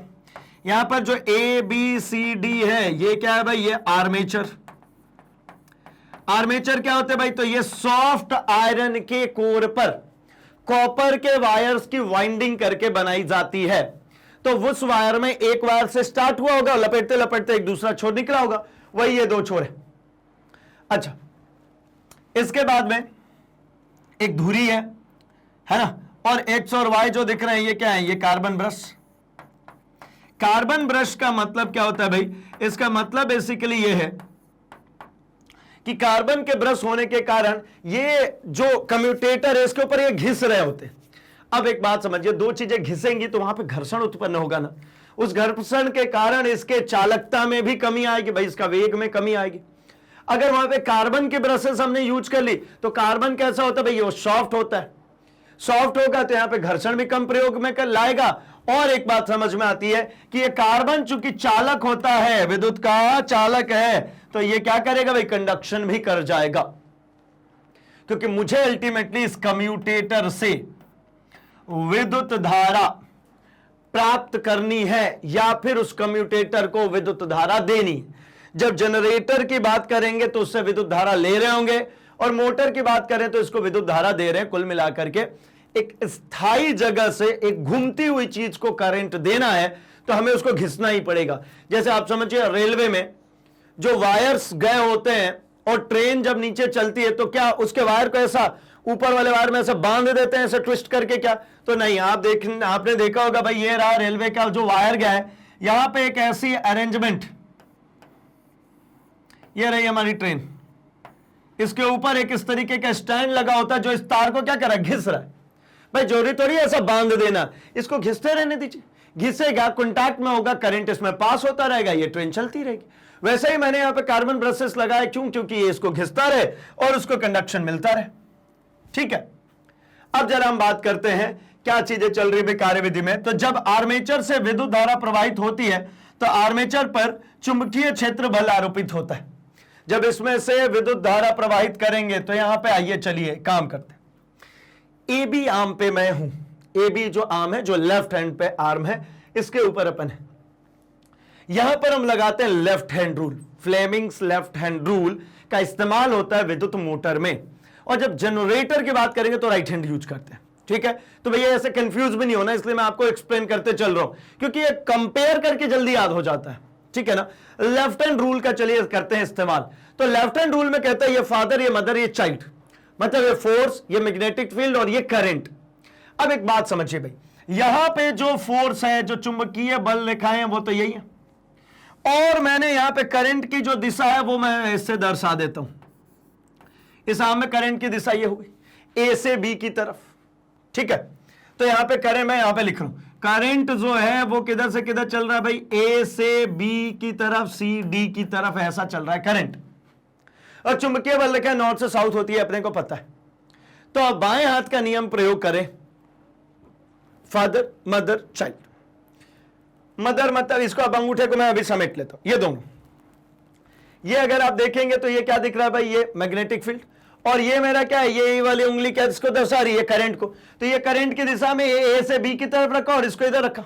अब मैं अंगूठा खोलूंगा तो अंगूठा किधर दिखेगा, इस पेज के अंदर साइड पे, पेज के कैसा दिख रहा है, अंदर। अब चलिए ये ए बी, फिर इससे क्या समझ में आ रहा है भाई कि ए बी वाला जो फेस है वो किधर जाएगा, ए बी वाला फेस अंदर जाएगा, और इसके साथ में सी डी वाला फेस क्या होगा, ये बाहर आएगा। जब एक ही साथ में कनेक्टेड है, यहां पे लगा लिया था ना, चलो ना यहां पर भी लगा के देखते हैं क्या करना भाई।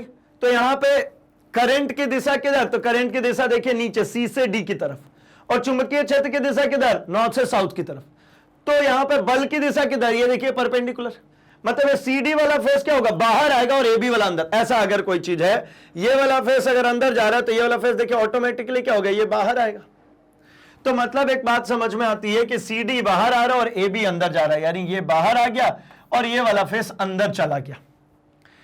ठीक विपरीत अब एक बात को समझेंगे कि यहां पे ये जो कम्यूटेटर है, ये दो वलय है यहां पे, एक पी और एक यहां पे क्यू। यहां पर पी क्यू क्या है भाई, ये है विभक्त वलय। अब इन दोनों वलयों की बात करें तो ये जो Q है ये CD आर्म से जुड़ा है, और जो P है ये AB आर्म से जुड़ा है। ये AB आर्म से कौन जुड़ा है, P, और CD वाले आर्म से कौन जुड़ा है भाई, वो जुड़ा है Q। तो एक बात समझिए, ये वाला जब आर्म जब लेफ्ट में आ जाएगा, अगली जब इसकी फेस बनाऊंगा तो अगला फेस मैं यहां पर ड्रॉ करूं तो ये देखिए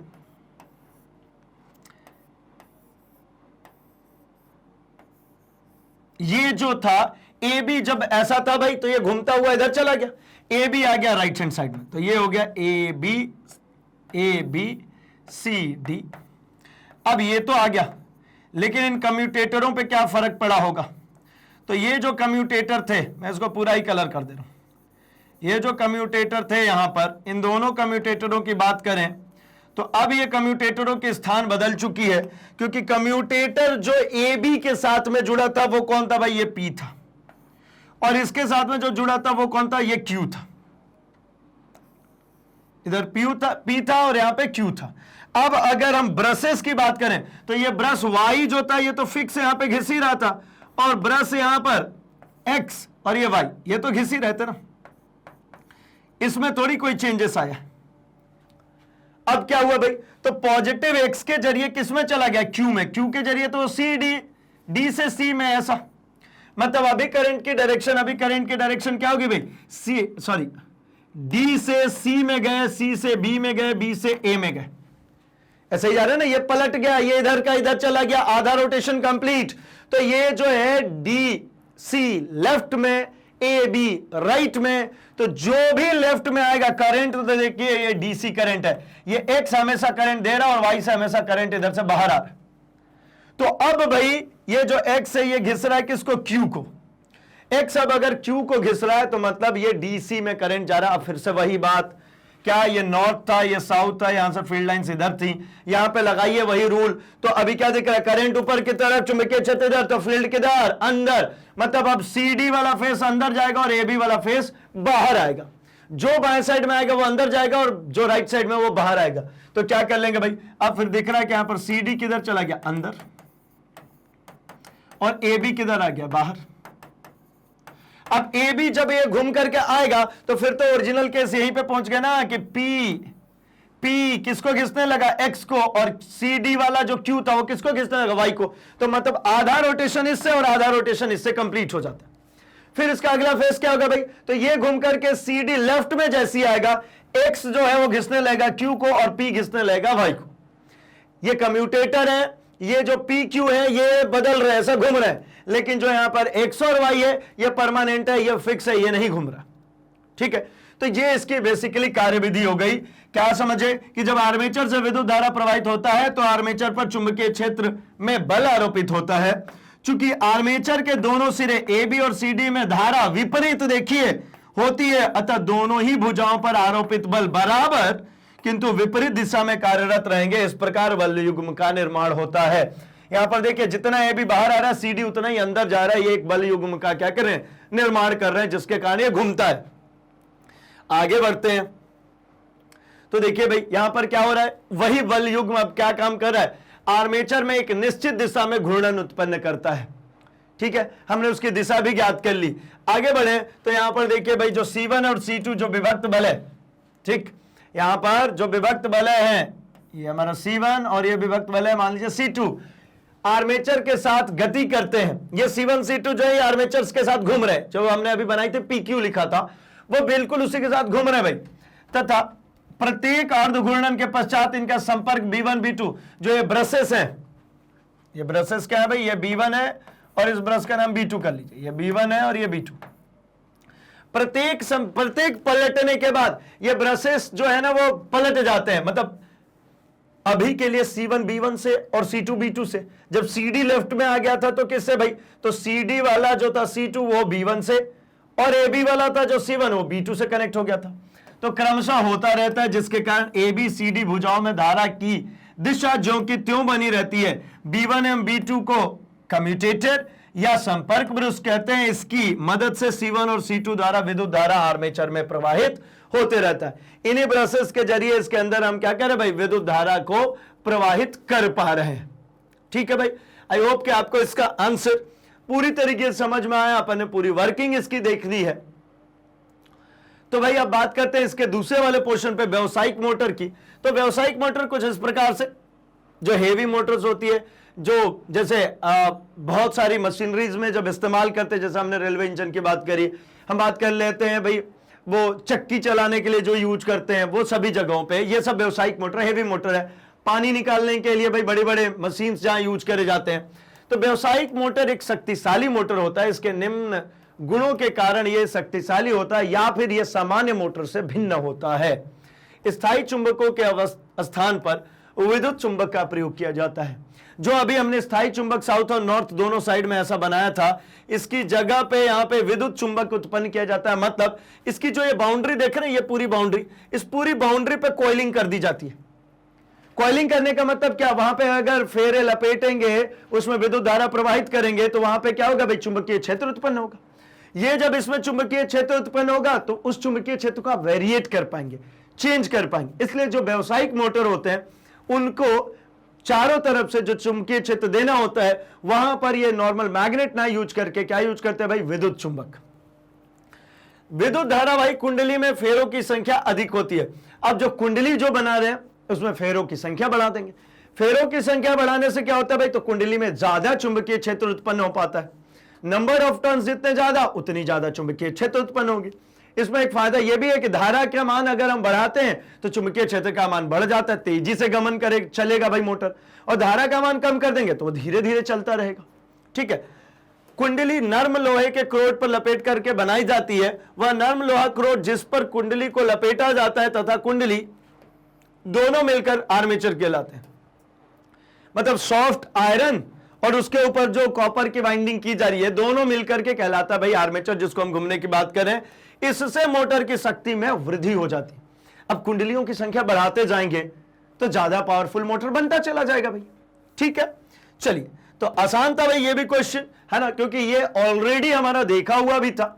ठीक है, एंड अगेन हमने उसको पूरी तरीके से रिपीट किया ताकि आपको कहीं से कहीं तक कोई दिक्कत ना आए भाई।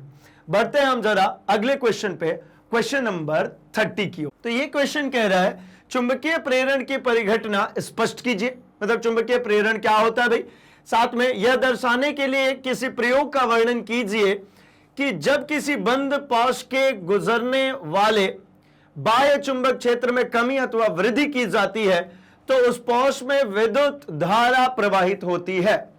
मतलब ऐसा कहना चाह रहे सिंपली कि आप सबसे पहले एक्सप्लेन कीजिए इलेक्ट्रोमैग्नेटिक इंडक्शन को, विद्युत चुंबकीय प्रेरण को, और इसके लिए एक एक्सपेरिमेंट को दर्शाइए जहां पर एक कॉइल हो, मैग्नेट हो, और उसके अंदर में मतलब जो पॉस कह रहे वृत्ताकार पॉस में तो वही कॉइल परिनाली का, उसके परितः अगर हमने चुंबकीय क्षेत्र की संख्या में कमी या बढ़ोतरी करी यानी परिवर्तन किया तो उसमें से विद्युत धारा प्रवाहित होगी यानी विद्युत चुंबकीय प्रेरण हमको देखने को मिलेगा। इसके लिए एक एक्सपेरिमेंट हमको बताना है। तो देखिए थोड़ा सा समझते हैं हम सबसे फर्स्ट। तो यहां पे हमने एक कॉइल लिया, ये कुंडली परिनाली का, क्या किया तो एक चालक तार को ऐसा संकेंद्रीय वृत्ताकार रूप में लपेट लिया। लपेटने के बाद इसके जरिए मैंने एक गैल्वेनोमीटर को कनेक्ट कर दिया। गैल्वेनोमीटर से क्या होता है कि धारा की दिशा भी पता चल जाती है। अब हमने क्या काम किया कि यहां पर लेकर के आए एक चुंबक। अब इस चुंबक का साउथ पोल और नॉर्थ पोल, जब चुंबक को इसके करीब रखा है तो इससे निकलने वाली जो फील्ड लाइंस होंगी वो इसके अंदर जाकर के लिंक हो रही हैं। ये जो फील्ड लाइंस हैं इसके अंदर जा करके लिंक होगी भाई। अब जब ये फील्ड लाइंस इस परिनालिका के अंदर जाके लिंक होंगी तब क्या करेंगे कि इधर के जो आवेश थे, एक सिंपली समझ सकते हैं, इधर के जो आवेश थे उनको राइट हैंड साइड में आपने शिफ्ट कर दिया। थोड़ी देर के लिए आपने इधर साइड से बल लगाए, ये सबके सब आवेश आगे की तरफ शिफ्ट हो गए। कैसा समझे भाई? तो जैसे आपने एक सिंपल सा एग्जांपल दूं मैं, तो हवा भरने का पंप तो सभी ने देखा होगा। ये है हमारा हवा भरने वाला पंप जिसमें साइकिल में हवा भरते हैं या फिर बलून में भरे, है ना। यहां पे एक छोटी सी छेद होती है, यहां पे एक छोटा सा छेद है जहां से हवा बाहर निकलेगा। अब इस छेद को बंद कर दिया। अब क्या करेंगे, यहां से आप बल लगाइए। बल लगाएंगे तो जो वायु के बीच में इतनी दूरी होगी, जब हमने इधर साइड से बल लगाना शुरू किया तो मैं एक अलग कलर से चेंज कर देता हूं। जब यहां तक मैं बल लगा के गया तो जो ये दूर दूर थे कण, या भी ये सभी कण कैसे हो जाएंगे, बिल्कुल पास पास आ जाएंगे। और दूर चला जाऊंगा, अगर यहां तक आ गया तो यहां तक मैं और ज्यादा पास पास हो जाएंगे भाई।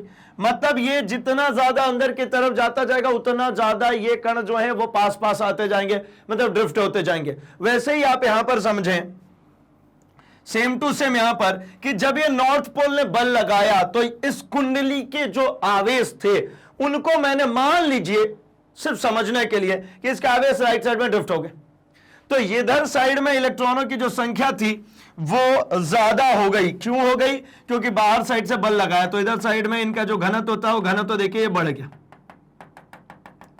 ये घनत्व क्या हो गया भाई, ये पूरे घनत्व बढ़ गए। अब ये घनत्व इधर साइड में बढ़ गया और इधर साइड में जो इनका घनत्व था, आवेशों की जो डेंसिटी थी वो कम रह गई। अब इधर ज्यादा और इधर कम हो गई तो ये ज्यादा इलेक्ट्रोनेगेटिव हो गया, ये पॉजिटिव हो गया। तो जब एक ही चालक के अंदर एक तरफ ज्यादा इलेक्ट्रोनेगेटिविटी देखने को मिल रही है और एक तरफ कैसा भाई पॉजिटिव दिख रहा है, तो यहां पे क्या मिल गया, यहां पर मुझे मिल गया इन कोइल के अक्रॉस विद्युत वाहक बल। इसको हम कहते हैं भाई EMF, इलेक्ट्रोमोटिव फोर्स। ये क्या है? ये है हमारा, मैं नीचे लिख दे रहा हूं, विद्युत वाहक बल। तो इसके परितः हमको देखने को मिल गया भाई विद्युत वाहक बल। अब ये विद्युत वाहक बल क्या करेगा कि इस विद्युत वाहक बल की वजह से, इस पोटेंशियल डिफरेंस की वजह से, आपको पता है पॉजिटिव से नेगेटिव की तरफ करंट बह जाएगी। ठीक है, ठीक इसी प्रकार से आप समझे कि जब इसको, है ना, ओनली फॉर एक्सप्लेनेशन भाई, ये जो आवेश जो आपको दिखा रहा हूं मैं, जिससे आपको एक विजुअलाइज हो जाए, जब आप इसको दूर ले जाएंगे तो अब ये जो है मैग्नेट दूर जाने लगा तो मैं इसको हटा रहा हूं। मैग्नेट पहले पास था, अब ये मैग्नेट आ चुका है दूर। ये मैग्नेट आ गया इतनी दूर, ये साउथ पोल और ये नॉर्थ पोल। यहां से जो फील्ड लाइंस निकल रही थी वो अभी भी निकल रही है, लेकिन लिंक होने वाले की संख्या क्या होगी, कम होगी। ये एक दो फील्ड लाइंस ही यहां पे जाकर के लिंक हो पा रही है, बाकी सब लिंक नहीं हो रही। तो जो ये इलेक्ट्रॉन्स यहां पे जो ज्यादा के तादाद में दिख रहे थे, उन इलेक्ट्रॉनों की संख्या में अब कमी आ जाएगी। ये जो इलेक्ट्रॉन्स यहां पे ज्यादा के तादाद में दिख रहे थे, इन इलेक्ट्रॉनों की संख्या में भाई कमी आ जाएगी। अब नए सिरे से अगर मैं आपको बना के दिखाऊं तो भाई अब इन जिन इलेक्ट्रॉनों को आपने राइट साइड में ज्यादा ड्रिफ्ट कराया था वो इलेक्ट्रॉन्स अब अपनी जगह, अब कोई बल लगाने वाला है नहीं, तो वापस अब अपनी जगह पे आने की कोशिश करेगा, मतलब सब जगह समरूप जैसा इलेक्ट्रॉन का डिस्ट्रीब्यूशन पहले से था वैसा हो गया, तो फिर से इलेक्ट्रॉन चल के है ना। मतलब एक बात समझिए, आवेश एक तरफ राइट साइड शिफ्ट हो रहा है, फिर आवेश इधर है। अब आवेश जब आगे और पीछे ऐसे ड्रिफ्ट होते रहेंगे, चलते रहेंगे आवेश आगे और पीछे, तो भाई जब जब आवेश आगे और पीछे चलेंगे तब तब हमको विद्युत धारा मिलेगी, क्योंकि I इक्वल्स टू होता है भाई Q अपॉन T। आप जब जब आवेशों को फ्लोट कराएंगे तब तब उसमें विद्युत धारा मिलेगी। तो मतलब समझ में आ रहा है, इस जब मैग्नेट को देखिए पास ले जा रहे हैं तो यहां पे विद्युत धारा दिख रही है, और जब इनको क्या करें दूर ले जा रहे हैं तो भी विद्युत धारा दिख रही।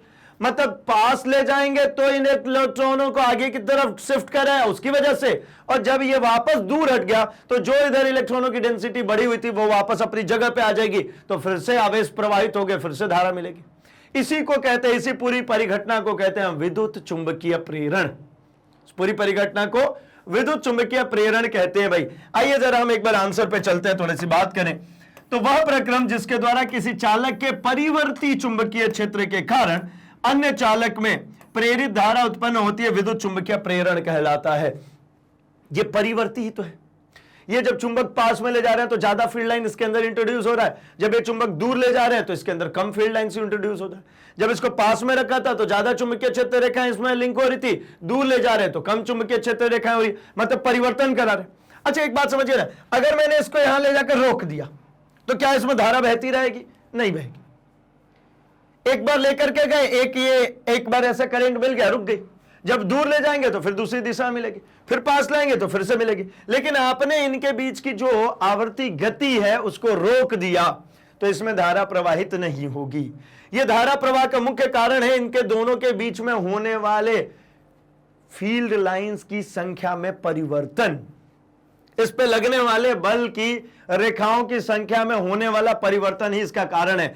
जितनी तेजी से इसमें हम इसको चेंज करेंगे इन फील्ड लाइंस को, उतनी ज्यादा हमको यहां पर विद्युत धारा देखने को मिलेगी। ठीक है, यहां पे अगर मैं इसको हटाते हुए मैं यहां पे लिखूं तो देखिए, जो ये ईएमएफ जिसकी हम बात कर रहे थे, विद्युत वाहक बल जिसके कारण हमको मिल रहा था क्या भाई, उसके क्रॉस पॉजिटिव और नेगेटिव, तो ये विद्युत वाहक बल हमेशा समानुपाती होती है। किसके भाई? तो इसमें बल रेखाओं की संख्या में परिवर्तन के दर के, बल रेखाओं के संख्या परिवर्तन की दर के। विद्युत वाहक बल किसमें? बल रेखाओं की संख्या परिवर्तन के दर का मतलब क्या हो गया भाई? तो देखिए, ये इसको मान लीजिए ई से डिनोट कर दें, तो बल रेखाओं की संख्या को हम निर्देशित करते हैं फाई से। तो मान लीजिए सबसे ज्यादा जो जा रही थी वो फाई 2, जो मिनिमम जा रही थी वो फाई 1, अपॉन में क्या भाई? टी क्या है? टी है समय। मतलब ई समानुपाती किसके हो गया? Phi 2 minus phi 1 upon t. दर कह रहे हैं ना, अगर इसको बहुत तेजी से करना शुरू कर देंगे तो इसमें तेजी से फील्ड लाइन चेंज होगी और तेजी से करंट प्रवाहित होगी भाई। धीरे धीरे करेंगे तो धीरे धीरे करंट प्रवाहित हो, मतलब आवेश जितने तेजी से चलेंगे, क्योंकि आई इक्वल्स टू क्या होता है भाई? Q upon T. अब आप समझिए, अगर क्यू ज्यादा तेजी से, आवेश ज्यादा तेजी से प्रवाहित होंगे तो ज्यादा तेजी से करंट बहेगा, और धीरे धीरे करेंगे तो करंट का मान भी कम होगा। ठीक है, तो इसी बेसिस से ये जो नीचे जो हमने डिस्कशन किया, इसी को हम बेसिकली कहते हैं फैराडे का नियम। इन्होंने इस सिद्धांत को दिया था फैराडे ने, माइकल फैराडे ने ही सबसे पहले ये कुंडली और चुंबक के बीच में इन दोनों को आपेक्षिक गति करा के निकाला था कि इसमें ईएमएफ इंट्रोड्यूस होगा जिसकी वजह से प्रेरित धारा बहेगी। इसी वजह से इसको हम विद्युत चुंबकीय प्रेरण कहेंगे। तो देखिए, विद्युत चुंबकीय प्रेरण की खोज माइकल फैराडे ने की थी, और फैराडे ने खोजा था कि किसी गतिशील चुंबक का उपयोग किस प्रकार विद्युत धारा उत्पन्न करने के लिए किया जाता है। इन्होंने क्या ढूंढा कि कोई गतिशील चुंबक, गतिशील मतलब आपको गति कर, अच्छा एक चीज समझिए, इसको यहीं रखिए, आप चाहे तो कुंडली को भी आगे पीछे गति करा सकते हैं। हमें मतलब किससे? उस कुंडली में चेंज होने वाली फील्ड रेखाओं की संख्या में, बल रेखाओं की संख्या में परिवर्तन होने से मतलब है वो चाहे आप कुंडली को आगे पीछे ले जाइए या फिर मैग्नेट को आगे पीछे ले जाइए, दोनों ही कंडीशन चलेगी भाई। ठीक है, चलिए आगे बढ़ते हैं हम जरा। तो इसके लिए एक प्रयोग करना है हमें। वो प्रयोग क्या है भाई कि एक गैल्वेनोमीटर, एक पॉश और एक बार चुंबक और कुछ तार को ले ले। मतलब क्या क्या, एक गैल्वेनोमीटर लिया, एक पॉश मतलब ये परिनाली का, एक बार चुंबक हमने ले लिया और इसको कनेक्ट करने के लिए कुछ तार ले लिया। इनको क्या करेंगे भाई, तो पॉश कार्डबोर्ड की एक खोखली नली के ऊपर डाला जाता है, तारों की मदद से पॉश के दो छोर गैल्वेनोमीटर से जुड़े होते। इसको ये जो दिख रहा है ना, इसको क्या कहते हैं, एक कागज के, अब ये संकेंद्री वृत्त बनाने हैं। देखिए ऐसा संकेंद्री वृत्त बननी चाहिए, तो ऐसे हाथ से तो बनेगा नहीं। तो हमने क्या किया, हमने ऐसा लिया, एक रॉड जैसा कागज का टुकड़ा ले सकते हैं, कोट का टुकड़ा ले सकते हैं, गोल हो जो, उसके ऊपर ऐसा लपेटना शुरू कर दिया, तो ये संकेंद्री वृत्त बन जाएंगे इसके लिए। ठीक है, तारों की मदद से पॉश के दोनों छोरों को गैल्वेनोमीटर से जोड़ दिया। ये तार की मदद से, ये देखिए ये छोर और ये वाला छोर, इन दोनों को गैल्वेनोमीटर से कनेक्ट कर दिया। ये हमारा गैल्वेनोमीटर। ठीक है, आगे बढ़ता हूं मैं। बार चुंबक के उत्तरी ध्रुव पॉश के बी के ओर ले जाया जाता है। यह देखा जाता है कि गैल्वेनोमीटर की सुई दाईं ओर विक्षेपित हो गई, और जब चुंबक के पास को दूर ले जाया जाता है तो गैल्वेनोमीटर की सुई बाईं ओर विक्षेपित हो गई। मतलब पास ले गए तो वो दाहिने तरफ, और दूर ले गए तो बाएं तरफ, मतलब ऐसा दोनों ही तरफ डिफ्लेक्ट हो रही है। जब चुंबक स्थिर स्थिति में होता है तो गैल्वेनोमीटर की सुई में कोई विक्षेप नहीं देखा जाता। यही तो बात करी अभी कि अगर दोनों के बीच में अपेक्षित गति को बंद करा देंगे, फ्लक्स के परिवर्तन, जो फील्ड रेखाओं की संख्याओं में परिवर्तन को कम कर देंगे या बंद कर देंगे, तो कोई विक्षेपण देखने को नहीं मिलेगा। पॉश में विद्युत प्रवाह का प्रेरण गैल्वेनोमीटर की सुई में विक्षेपण का कारण है। पॉश में जो विद्युत प्रवाह हो रहा है, इसके अंदर जो देखिए ये आगे पीछे ले जाने से क्या हो रहा होगा, इस कॉइल के अंदर करंट पास हो रही है। वो करंट पास क्यों हो रही है, क्योंकि ये चुंबक के चुंबकीय क्षेत्र की संख्या में परिवर्तन हो रहा है, और इसी कारण से गैल्वेनोमीटर डिफ्लेक्ट हो रहा है भाई। यदि चुंबक को स्थिर रखा जाता है और पॉश को स्थानांतरित किया जाता है, तब भी गैल्वेनोमीटर की सुई विक्षेपण को दर्शाएगी। जो अभी बात करी कि आप चाहे तो कुंडली को आगे पीछे कीजिए, चुंबक को स्थिर रखिए, या फिर चुंबक को आगे पीछे कीजिए, कुंडली को स्थिर रखिए। दोनों ही केसेस में आपको फील्ड लाइन कुंडली में चेंज होनी चाहिए, वो कैसे भी हो, आपको गैल्वेनोमीटर में करंट देखने को मिलेगा। यह निष्कर्ष निकाला जा सकता है कि जब पॉश और चुंबक के सापेक्ष गति होता है तो पॉश में एक विद्युत धारा प्रवाहित होती है भाई। ठीक है, आई होप आपको यह पूरा ही समझ में आ चुका है भाई कि इलेक्ट्रोमैग्नेटिक इंडक्शन किस प्रकार से हो रहा है। तो अब बढ़ जाते हैं हम अपने क्वेश्चन नंबर 31 पर। तो क्वेश्चन नंबर 31 कह रहा भाई कि नामांकित परिपथ आरेख की सहायता से किसी एसी जनित्र की कार्यविधि का वर्णन कीजिए। मतलब एसी जनरेटर को समझाना है, इसे डीसी जनरेटर में परिवर्तित करने के लिए इस व्यवस्था में क्या परिवर्तन किए जाने चाहिए। तो चलिए भाई जरा समझते पहले तो इसकी कार्यविधि, फिर एसी से डीसी में कैसे चेंज करते हैं हम उसकी भी बात करेंगे। तो सबसे फर्स्ट आपके सामने जो डायग्राम दिख रहा है, ये इसका आरेख है एक, जिसके जरिए हम इसके वर्किंग को समझने वाले। यहां पे हमारे पास नॉर्थ पोल और इधर हमारे पास साउथ पोल। ये एक परमानेंट मैग्नेट है। ठीक है, इसके बीच में हमने रखा हुआ है एक कॉइल। कॉइल क्या भाई, वही ए बी सी डी एक कॉइल। अब एक वायर जो है वो जुड़ी है किससे भाई, तो एक B1 करके यहां पर है और एक B2 करके यहां पर ब्रश। इन दोनों कार्बन ब्रशेस द्वारा दो रिंग को घिसा जा रहा है। एक रिंग है R1 और एक रिंग है यहां पर R2। अब मैं सब कुछ हटाता हूं, अब आपको दिखे भाई ये क्या है, ये मेरा एक R1 रिंग है जिसको कनेक्टेड कौन है भाई, इसके जरिए कनेक्टेड है हमारा वायर AB, और R2 को कनेक्टेड है मेरा वायर कौन, CD। और यहां पे परमानेंटली जो घर्षण करेगा B1 ब्रश, कार्बन ब्रश, वो R1 को, और यहां पर B2 ब्रश जो R2 को। जैसे हमने डीसी में अभी समझा हुआ था, वहां पे वो क्या हो रहा था भाई, वहां पर भी इसी तरीके से ब्रशेस थे, लेकिन वहां पे कम्यूटेटर लगा हुआ था।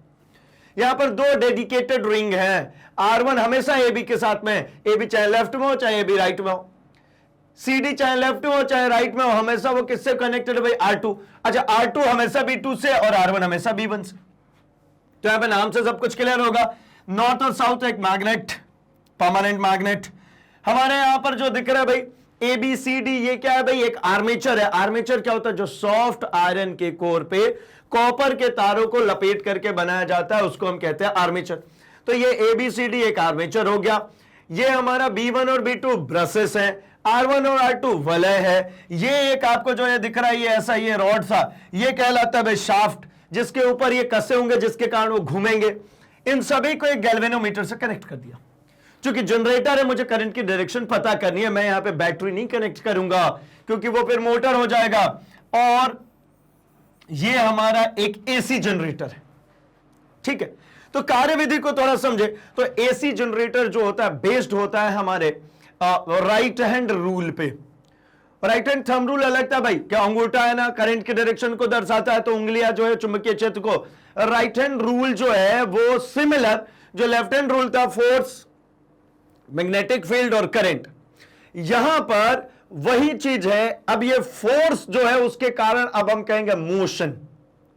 ये हमारा जो मैग्नेटिक फील्ड था वही मैग्नेटिक फील्ड, और ये मेरा जो करंट था इस करंट का नाम बदल दिया इंड्यूस्ड करंट। मतलब यहां पर प्रेरित धारा आएगी, ये इसके ऊपर बेस्ड है। जो इसके पहले जस्ट जो क्वेश्चन हमने पढ़ा था, जहां पे परिनालिका के परित एक चुंबकीय क्षेत्र को हम क्या कर रहे थे भाई, एक चुंबक को आगे पीछे कर रहे थे, जिसके कारण परिनालिका में चुंबकीय क्षेत्र रेखाओं की संख्या में परिवर्तन हो रहा था, और वो चुंबकीय क्षेत्र रेखाओं में परिवर्तन उस कुंडली में विद्युत धारा प्रेरित कर रही थी। उसी पर आधारित है ये। यहां पर भी हम वही प्रेरण कराना चाह रहे हैं, लेकिन प्रेरण कराने के लिए बार बार उसको रिपीट करना है। तो ऐसे लीनियर मोशन ऐसा कराना तो टिपिकल काम हो जाएगा, तो क्यों ना हम उसको रोटेटरी मोशन दे दे भाई। अगर उसको रोटेटरी मोशन दे देंगे तो यही पे रिपीट भी होता रहेगा और सब कुछ अपनी जगह पे भी रहेगा।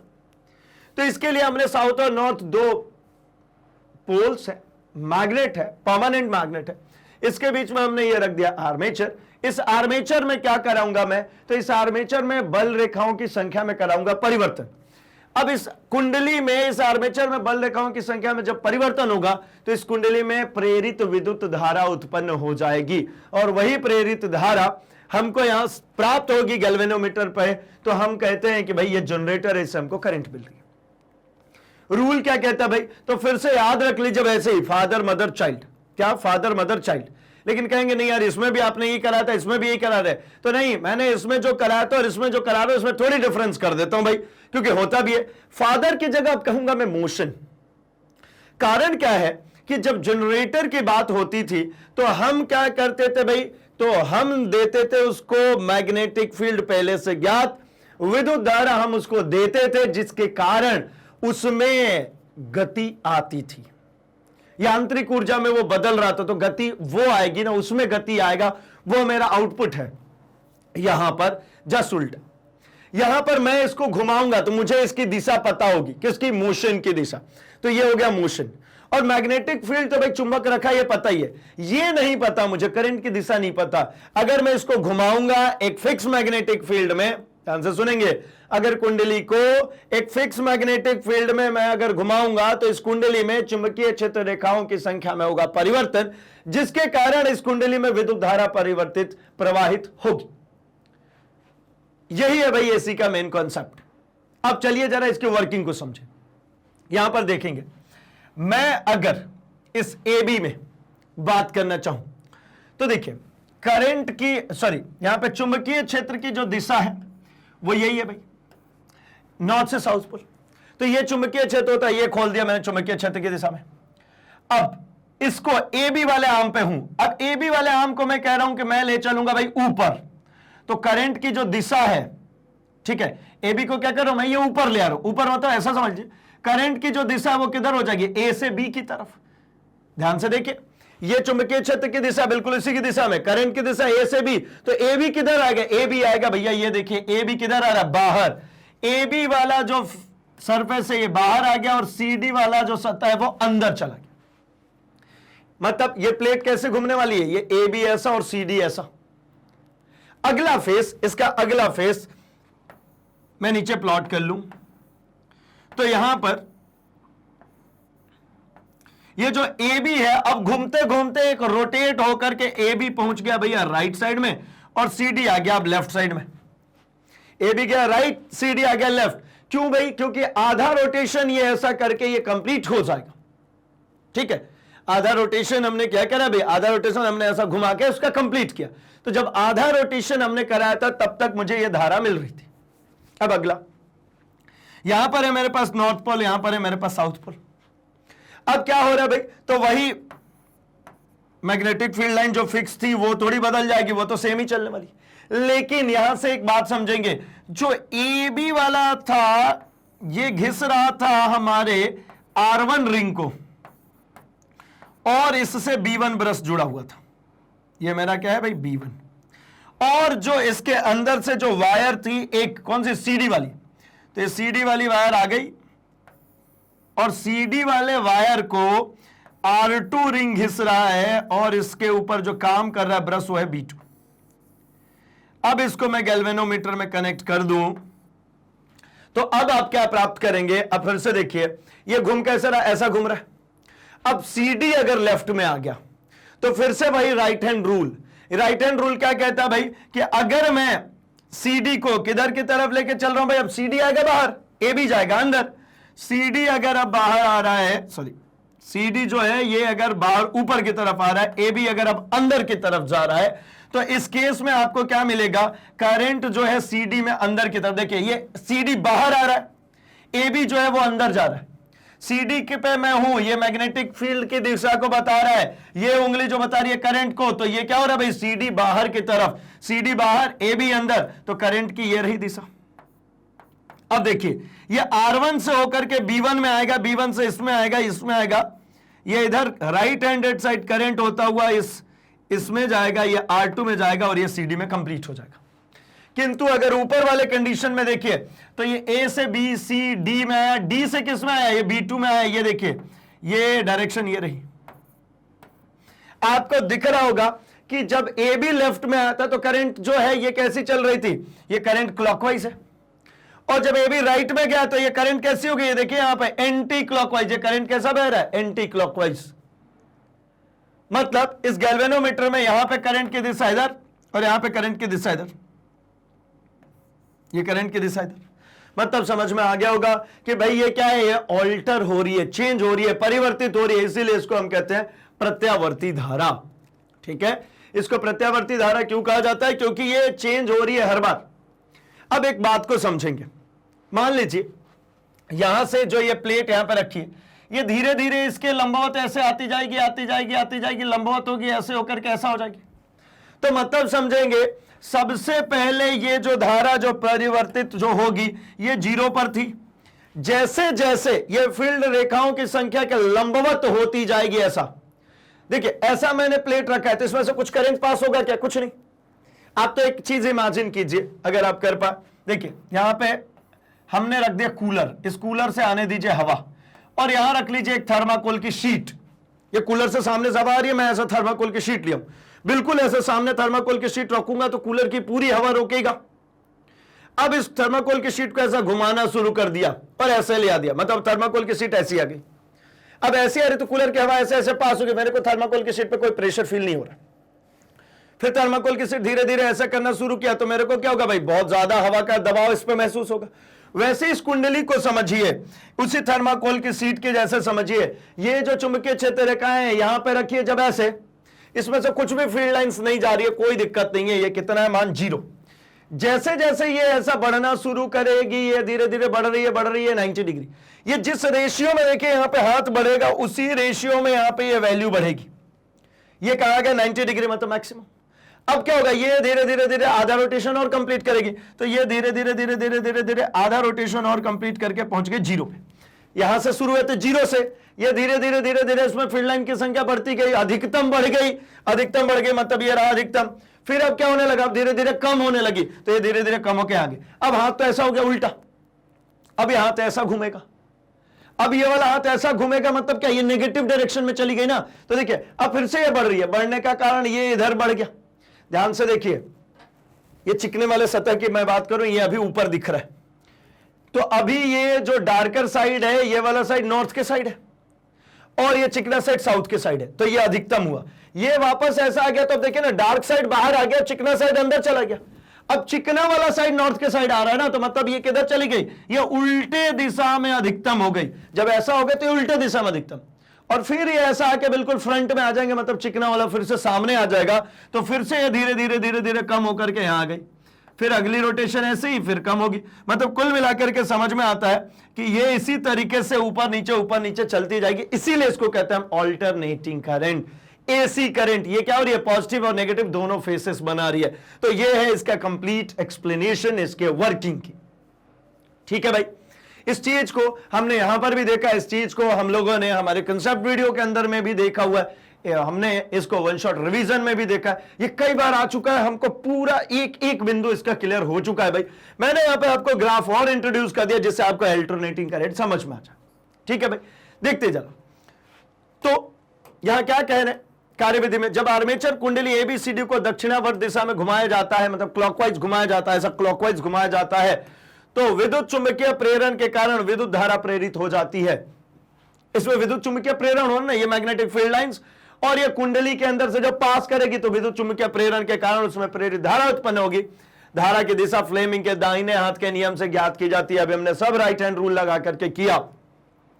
कुंडली के आधा चक्कर पूरा करने तक धारा की दिशा वही रहती है, अतः आधे चक्कर में धारा की दिशा B2 से B1 की दिशा में बहती है, और अगले आधे चक्कर में विद्युत धारा की दिशा बदल जाती है अधर B1 से B2 की तरफ।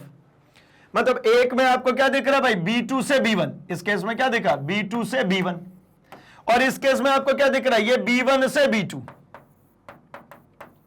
मतलब आधे चक्कर में ये रहा, यहां से यहां तक है, और आधे चक्कर में ये रहा, हाफ रोटेशन।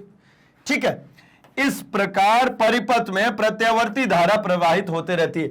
इसी तरीके से ये ऑल्टरनेटिंग करंट इसके अंदर में पास होती रहती है भाई। अच्छा, अब जरा बात कर लेते हैं कि ये डीसी से अलग क्यों है।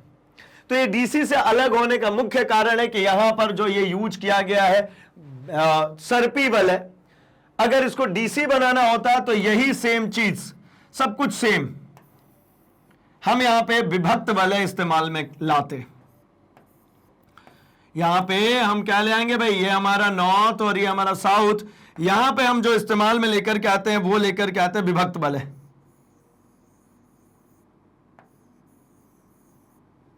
ये दोनों तरफ से हो गए हमारे डीज।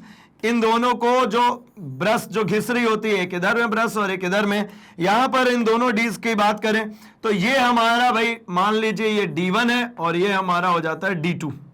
यहां पर जो दो ब्रशेस काम कर रहे हैं वही ब्रश है, ये है हमारा B1 और ये B2।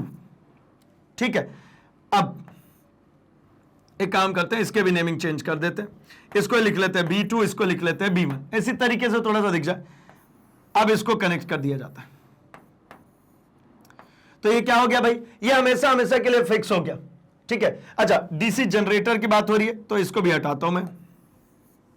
डीसी जनरेटर की बात हो रही है तो भैया इसमें भी गैल्वेनोमीटर कनेक्ट कर लीजिए, धारा एक ही साइड चलेगी। अब क्या होता है इसके साथ में कि ये ABCD, जब देखिए AB लेफ्ट में है तो ये B2 D2 को घिस रहा है और B1 जो है वो D1 को घिस रहा है। जब इसका अगला फेस बनेगा, जब ये इधर आ जाए, मतलब ये क्या हो जाए भाई,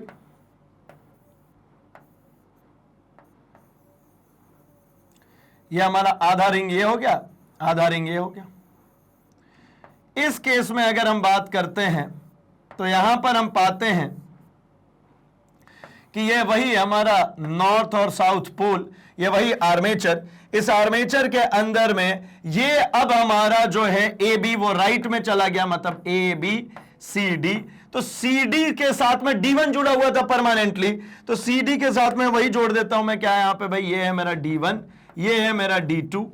तो मैं अगर D1 की बात करूं तो यहां पे जो D1 है ये D2 है, ये D1 है, ये किसको घिस रहा है भाई, ये घिस रहा है B2 को। और ये ब्रश तो फिक्स होते हैं ना, ब्रश नहीं घूमते। तो इस केस में क्या दिख रहा है, तो इस केस में दिख रहा है भाई D1 B2 एंड D2 किसको, B1 को। ये देखिए ये जो है ना, ये रिंग्स पलट गए।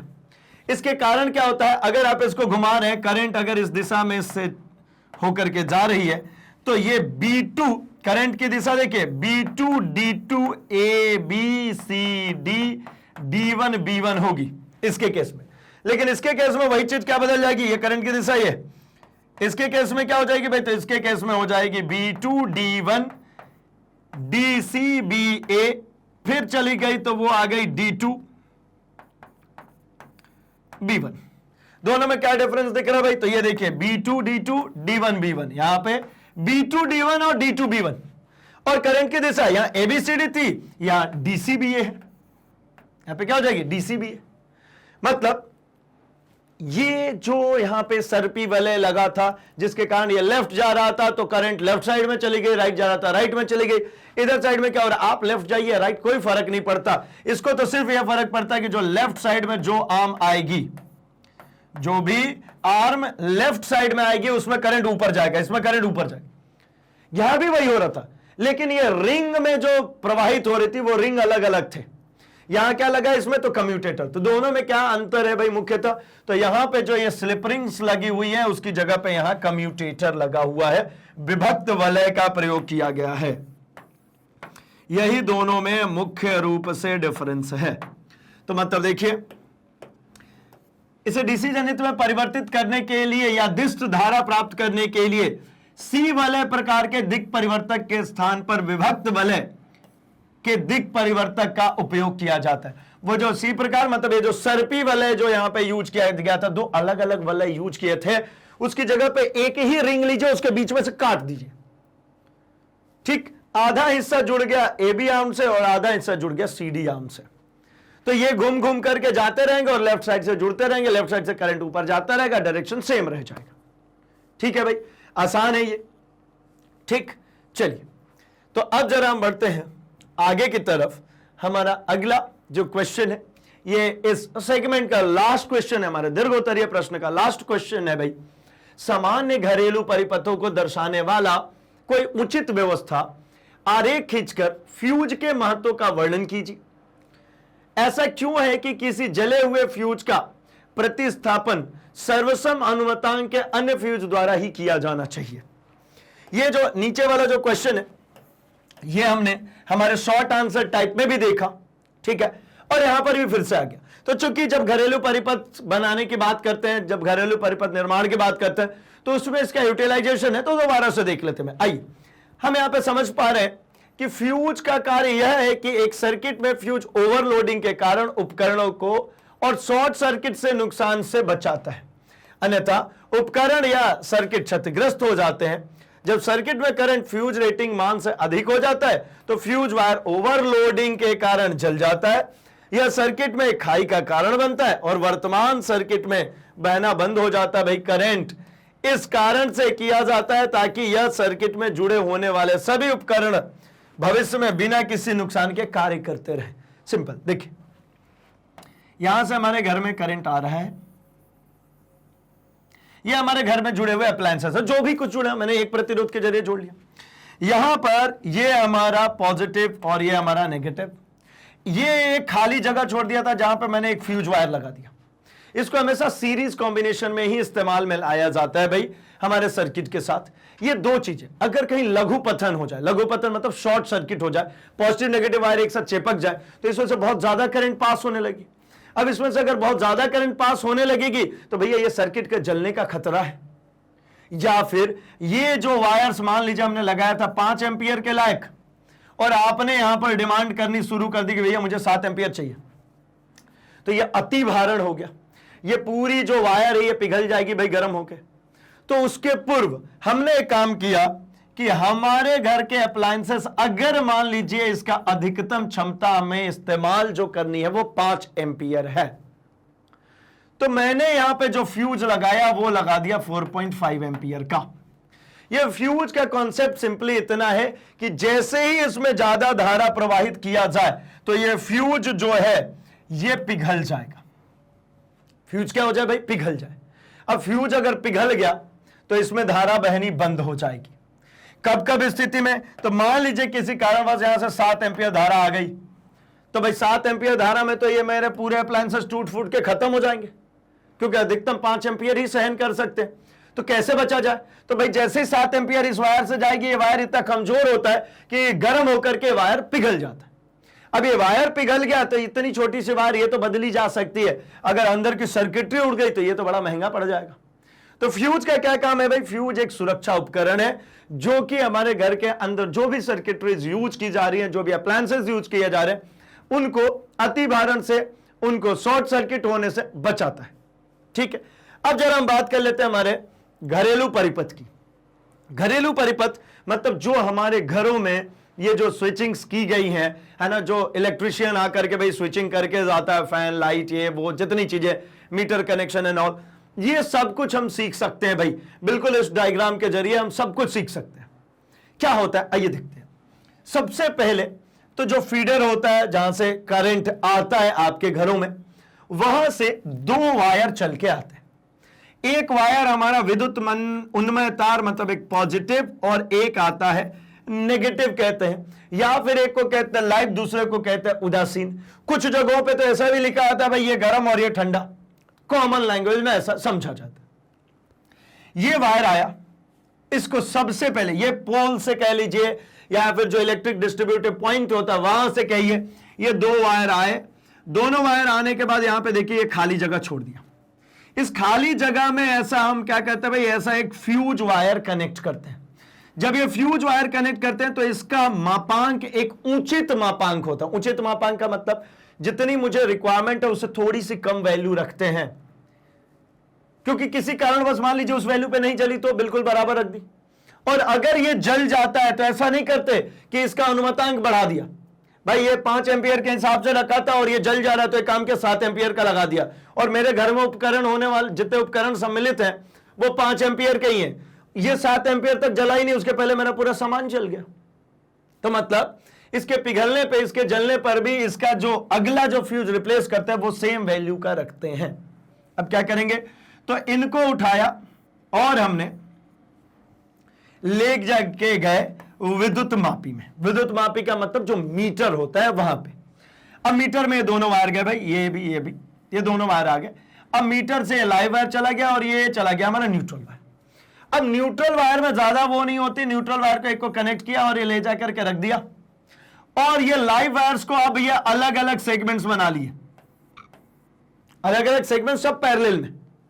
यहां से अभी की डेट में अगर हम बात करते हैं तो अभी की डेट्स में इस जगह पे एमसीबीज आने शुरू हो गई हैं, ठीक है ना, वो एक स्विचिंग सर्किट्स है। वहां से हम करंट को लेकर के आए और हमने जितने भी घर के अप्लायंसेस इन सबको पैरेलल में कनेक्ट किया। मान लीजिए 3 स्विच बोर्ड्स हैं, 3 प्लग है ना, तो इनको कैसा कनेक्ट किया, तो एक वायर ले आए और इससे कनेक्ट कर दिया, और ये नेगेटिव वाला वायर लेकर के आए और वो इससे कनेक्ट हो गया। फिर से एक वायर ये लेकर के, देखिए सब पैरेलल में, सब एक ही लाइन से आ रहे हैं, और नेगेटिव वाला इससे कनेक्ट हो गया। फिर से आया यहां आया और ये नेगेटिव वाला इससे कनेक्ट हो गया। नेगेटिव वाले की सर्किट कंप्लीट, पॉजिटिव की सर्किट कंप्लीट। अब आपने जो आपके सर्किट्स में, आपके स्विच बोर्ड में जो आपने देखा होगा, ऐसा 3 पिन होती है। इसी पिन को ऐसे पलट के रखा हूं मैंने। तो इसको तो हमने समझ लिया भाई कि ये लाइव है, ये पॉजिटिव है। इसको हमने समझ लिया ये नेगेटिव है, एक पॉजिटिव हो गया और एक नेगेटिव हो गया, मतलब एक लाइव हो गया और एक न्यूट्रल हो गया। ये वाला वायर क्या है, तो ये ग्राउंड वायर होता है भाई। ग्राउंड वायर का मतलब होता है इसको भू संपर्कित किया जाता है। हम थोड़ी सी भू संपर्कित करने की बात को करके आते हैं, फिर ये पॉजिटिव नेगेटिव पे फिर डिस्कस करेंगे।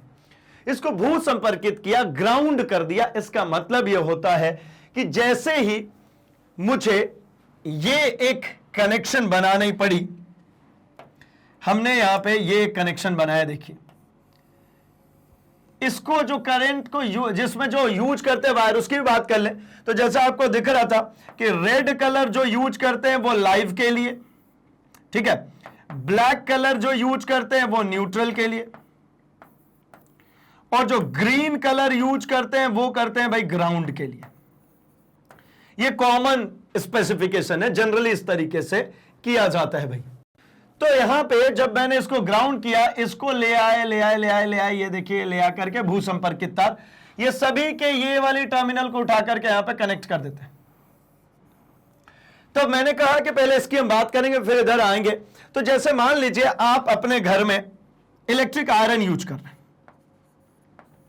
जितने भी थोड़ी सी हैवी इलेक्ट्रिसिटी कंज्यूम करने वाली चीजें होती हैं, उसमें आपने देखा होगा कि ये इस तरीके से, ठीक है ना, ये 3 वायर्स वाले अरेंजमेंट्स देखने को मिलती है, और जो 2 वाले रहते हैं वो जनरली जो लाइट चीजें चलती है उसमें रहता है। अब ये समझिए, इससे जो 2 वायर थे, एक तो पॉजिटिव वाला वायर यहां जाके कनेक्ट हो जाएगा, एक होगा नेगेटिव वाला, नेगेटिव ब्लैक से था, मैं ब्लैक से ही कर देता हूं, ये नेगेटिव वाला यहां कनेक्ट हो गया।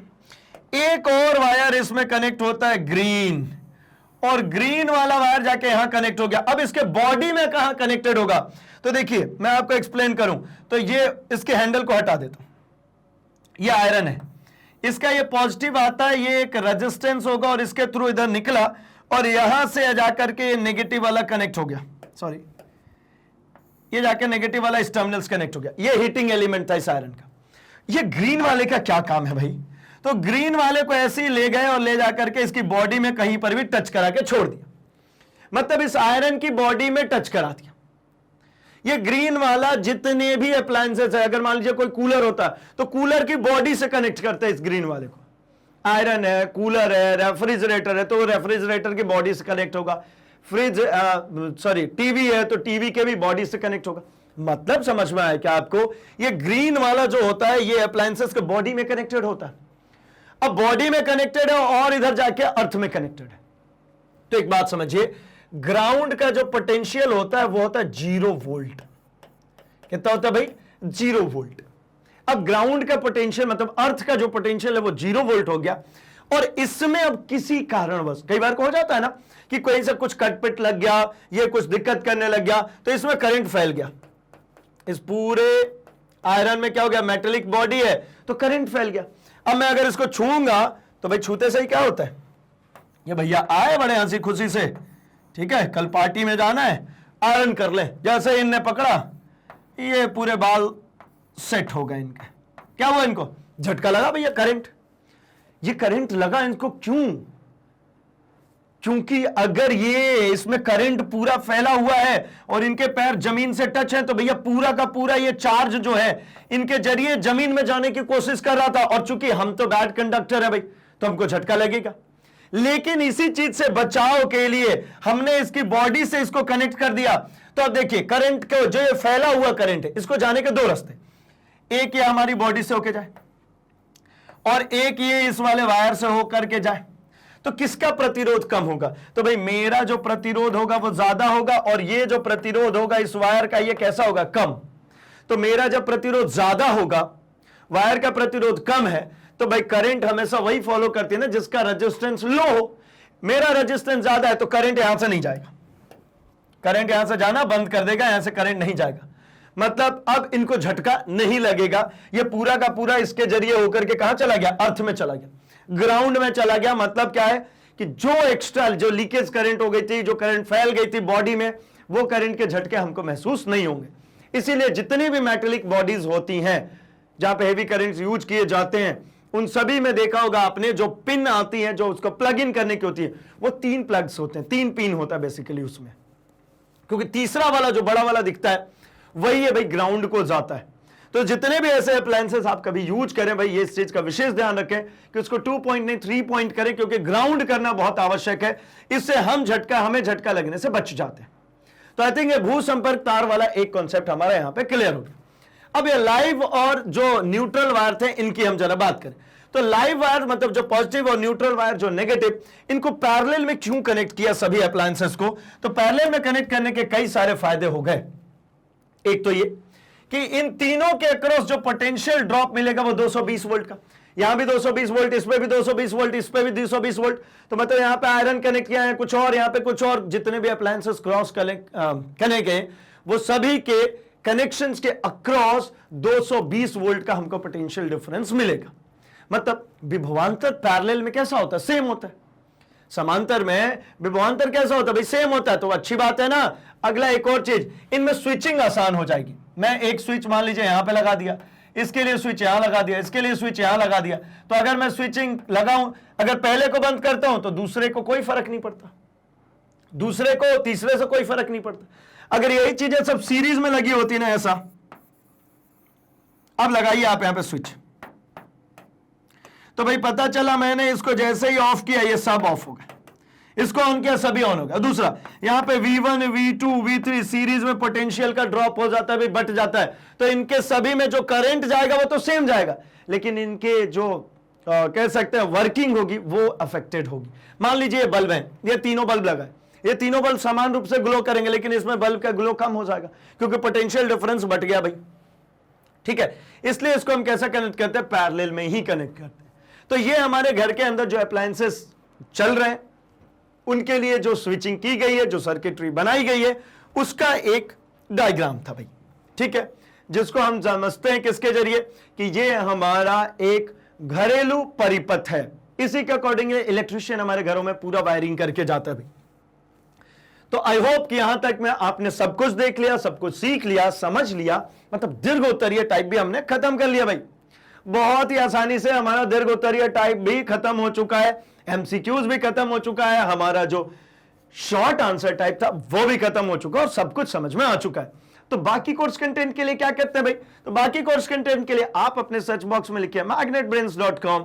आपके सामने कुछ इस तरीके से पेज ओपन हो जाता है जहां पे आप अपने टॉप कोर्सेज को एक्सप्लोर कर सकते हैं, क्योंकि यही है भाई India's 100% free online education platform, जहां पर आप सीबीएसई इंग्लिश मीडियम से हो, सीबीएसई हिंदी मीडियम से हो, NTSC, olympiad, CUET, IIT, JEE, NEET, spoken English, या फिर आप सीएआईआईबी, जेआईआईबी के प्रिपरेशन कर रहे हैं, आप टैप कीजिए अपने, आपको आपके कोर्स कंटेंट्स मिल जाते हैं। जैसे आप सीबीएसई हिंदी मीडियम से आपने टाइप किया, आपके सभी क्लासेस ओपन हो जाती हैं, जहां पे आप जैसे ही अपने क्लासेस को क्लिक करते हैं, क्लास के अंदर आपके सभी सब्जेक्ट्स मिल जाते हैं, जहां से आप अपने concept videos, one shot revision videos, NCERT solution, MCQs, सब कुछ, मोस्ट इंपॉर्टेंट क्वेश्चन, सब कुछ देख सकते हैं भाई।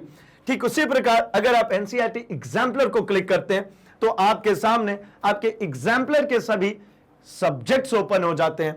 आप अपने सब्जेक्ट पे जाइए, वॉच नाउ पे क्लिक कीजिए, चैप्टर्स ओपन हो जाते हैं, जहां आप चैप्टर को जैसे ही क्लिक करते हैं हमारे एग्जाम्पलर के एमसीक्यूज, शॉर्ट आंसर टाइप और लॉन्ग आंसर टाइप क्वेश्चंस के पूरे सॉल्यूशन, पूरे डिस्क्रिप्टिव सॉल्यूशंस आपको यहां पे मिल जाते हैं। टैप कीजिए, वॉच नाउ जैसे ही करते हैं आपके सामने इस तरीके से एक विंडो ओपन होता है, जहां पर आप अपने वीडियो को देख सकते हैं, कहीं पर भी इसको पॉज कर सकते हैं, स्क्रीनशॉट ले सकते हैं, नोट्स बना सकते हैं भाई। और सबसे अच्छी बात, यहीं से नेक्स्ट वीडियो करके आप अपने अगले वीडियो पर जा सकते हैं, मतलब भटकने की बिल्कुल भी जरूरत नहीं है।